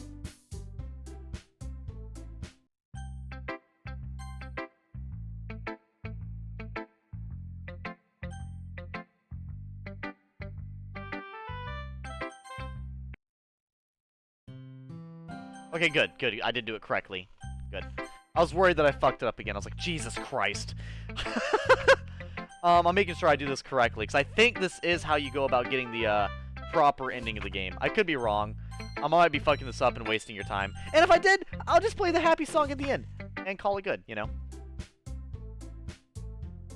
I'm gonna pick Sayuri. If it lets me, it may not. Okay, just do Natsuki again. Go see Sayuri. Go through all of this real quick. Day 2 won't take very much time, and this is already pretty much over. The one that was going to take the longest by far was this one here. But yeah, no. And after this, kind of, also, with me playing this game, the fact that I've gotten so far as, like, a streamer, you know? Like, the comfort talk, being so comfortable talking. And, you know, it's funny that, like, while playing this game that talks about friendship and everything, like, I've really kind of started to appreciate the friends around me more and more, you know, as time has passed. Like, amidst the playthrough of this game, I feel like I'd slowly, not just because of the game, it was a little bit before the game, but, like, definitely during the playthrough of this game, I've begun to, like, really appreciate my, my friends more and more, for all the things they do for me, you know? I have a lot of friends that, go out of their way to help me, and it's, you know, I named most of them earlier. And that's something that I can think about. And that's one of the things I like to do. I hope you guys, you know, get a little bit of that feeling with my stream. Like, you guys come on stream, and you feel like, you know, I actually give a fuck about, like, you know, what we're talking about. You know, when I actually hop in, I'm like, I hope you guys are doing well. Like, I hope you guys get the same feeling of, like, you know, there's actual thought and care behind the words I'm using.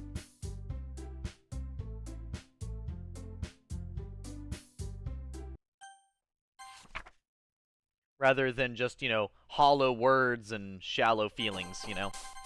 Because you know, there's a lot of that out there nowadays, and a lot of people, like Natsuki's friends, you know, like a lot of toxic friendships where there's a lot of, like, you know, people will say stuff, but they not really, like, the actual thought and consideration may not be there, like it would really need to, which is a little sad to think about, you know? But I feel like sometimes, you know, playing these games and talking to people can really show you, like, how nice it is to have those people like that. And with me, you know, like, going to that, one of my best friend's weddings, and, you know, spending that time and going to hangouts, etc. Like, even,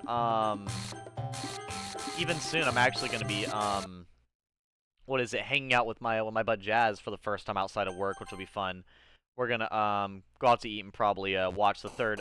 We're gonna watch the third Deadpool movie because neither of us have seen it yet, which is something that we've been waiting to do for a while. And just I don't know, man. We all have our definite rough times, and it's nice to actually sit down and you know, kinda. I don't know. How do I say that, like, all of this that happens on stream is one of the biggest contributing factors to my mental health being as stable as it is. I feel like the stability of coming to stream just really goes a long way for me. Like, I feel like my streaming and my retail job brings so much stability to my life that I would otherwise feel like I wouldn't have, you know? And, you know, dealing with my anxiety and paranoia and more consistent any issues I have with bipolar interjecting with stuff for no reason because it feels like it, and, you know, throwing my whole life off to the side, like, you know, not being allowed to control my own willingness of living because my brain decided to have a fucking meltdown one day is just definitely a little depressing. And it's but knowing that no matter how messy everything outside of stream is, you know, like the girls in this game, you know, it's like it's nice that I can come back and turn on the game and still have, you know, you guys here. The game is still here, and it's just wonderful, you know? And it's something I can look forward to, you know? Like, the thing, you wouldn't think so with how late I am to stream, but I've mostly been late because I've been staying at work later to get more money, to pay off bills and stuff for Christmas, etc. But the, yeah, no, it's just nice to have something you can really look forward to, you know? Like something I can just, like when I get off of work, I walk to my car, and it's no longer like, man, what am I even gonna do when I go home? I don't know what I want to do. I don't have any, you know, motivation. And, you know, as much as, like, you guys tell me to, like, you know, edgy gamer, take time off, relax, etc. I think I go to sleep at night more comfortable, more happy, and more content after streaming than I really would, like, any evening, you know? Like, I come home and I sit down and stream, and I think one of the hardest things for me to do is to, like, actually turn the stream off, you know? Because I have so much fun, like, and some people may be like, oh, well, that's depressing that you have to play video games and talk to people online and stuff to, like, really be happy like that, but it just, I don't know, it's a feeling unlike any other.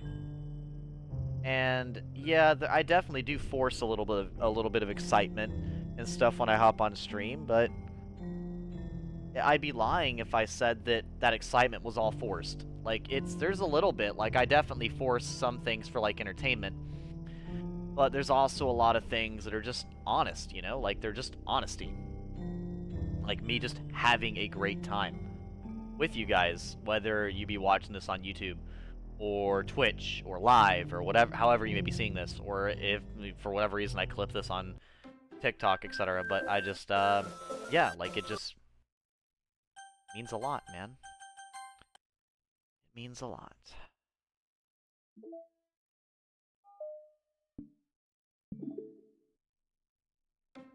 Whew, goodness. Let's go ahead and get through all of this.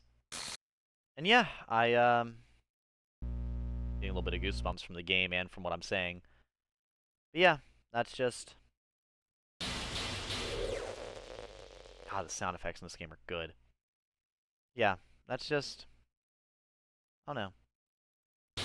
It makes me happy. I feel like these moments on stream do more for me. My friends and my streams do more for me than any medication ever could. And That's just wonderful. Like, even if I so much as post this on YouTube and one of you guys end up watching it, or I happen to stream the game, and one person sits here with me for like the majority of it, or whatever, and I really get to just enjoy it. And even if it's never, even there are times where like streams like no one's in here live, and I post it and people only see it in post. And even if it's one person who spent time to watch it and like liked it, or maybe laughed at a joke I said, or related to something I said, or something I said like comforted them through the evening, like that's, I don't know.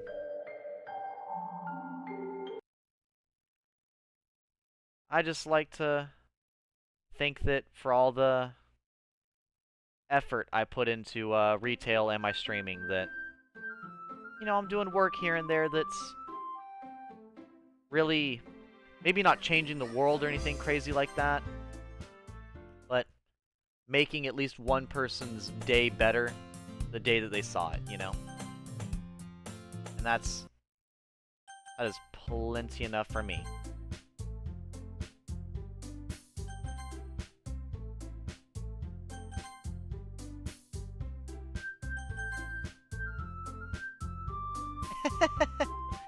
I guess the meeting's over, huh?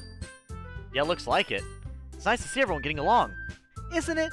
I think everyone likes you too, Edgy. You think so? Well, everyone also seems to get along a little better with you around Sayuri. Aw, Edgy. Don't say something like that, it's embarrassing. Well, whatever. I was surprised when you told me you were starting a club, but I think you're pulling it off just fine. We're gonna make it the best club ever. Now that you joined, every day is gonna be so much fun! Hey, Edgy.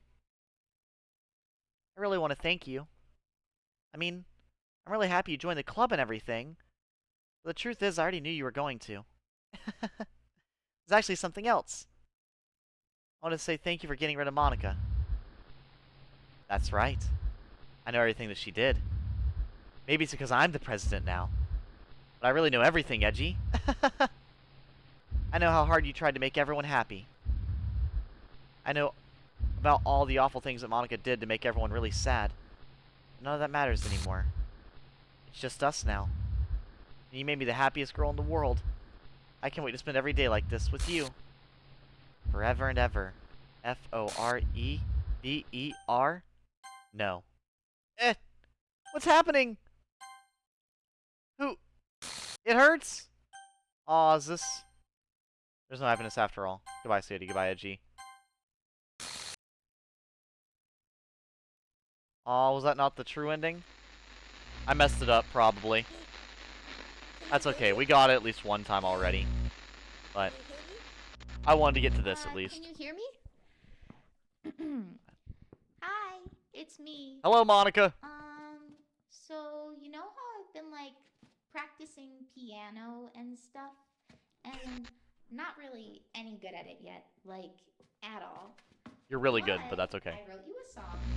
Thank you! I was kind of hoping that I could show it to you. Please, show us the song, woman. Really, really hard on it. So, yeah. I relate to this so much, having recorded myself singing a song and then saying something afterwards. I relate to it so much, it's terrible. Bum bum bum bum bum bum bum bum bum bum bum bum. Every day I imagine a future where I can be with you. In my hand is a pen that will write a poem of me and you. And this is the song that I have saved my YouTube. Flows down into a dark puddle. Just move your hand right the way into his heart. But in this world of infinite choices, what will it take just to find that special day? What will it take just to find that special day? Oh boy. Am I gonna cry at the ending of this game? Jesus. Goodness. Have I found everybody a fun assignment to do today? Love that. Image is not found. That's okay. I may delete the messages, the images, but that's okay. Oh boy. I don't mind fucking up the ending, that's okay. I fuck up a lot of stuff, and that is perfectly fine. Well, it's almost like, speaking of a game about poetry, like poetic justice. I'm fucking up a lot of stuff, but I'm still able to sit here and have a good time, regardless. But... oh... I hope you guys are able to feel the same way, too. I hope you guys are able to, you know, feel a little encouraged by some of the things you play or enjoy. And, you know... Is it love if I take your is it love if I set you free? I don't want to talk about the song. It's such a good song, man. Genuinely, it's such... I love this song. Whoever the VA of Monica here is so good at singing, too. Very pretty. How can I write love into reality if I can't hear the sound of your heartbeat? What do you call love in your reality? And in your reality, if I don't know how to love you, I'll leave you be.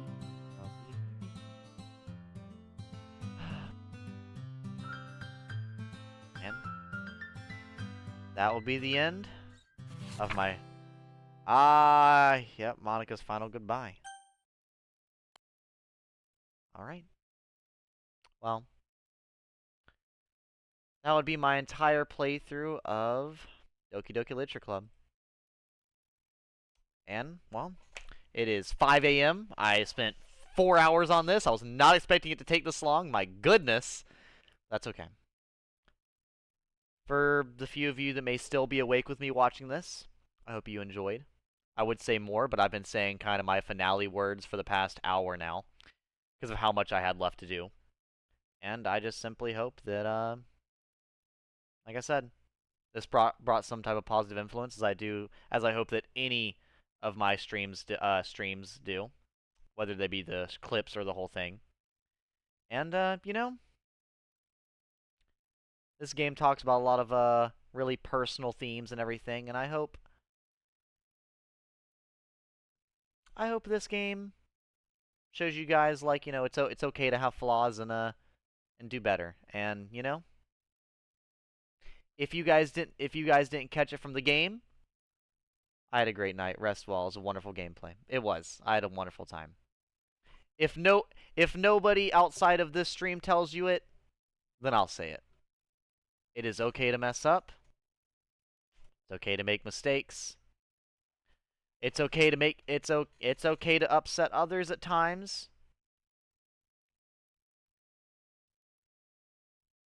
The most important thing that you do after a mistake of any kind is what you do after.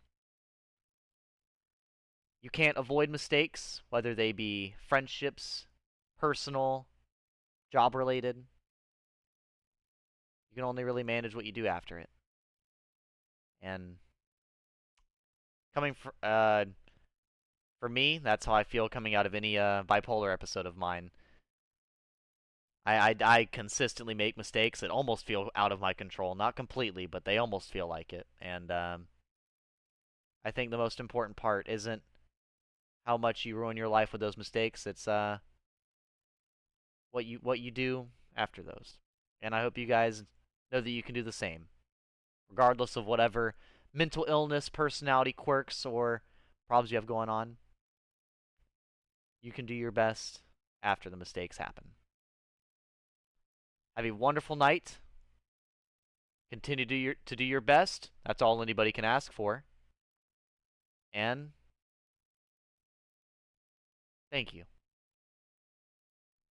Have a good night.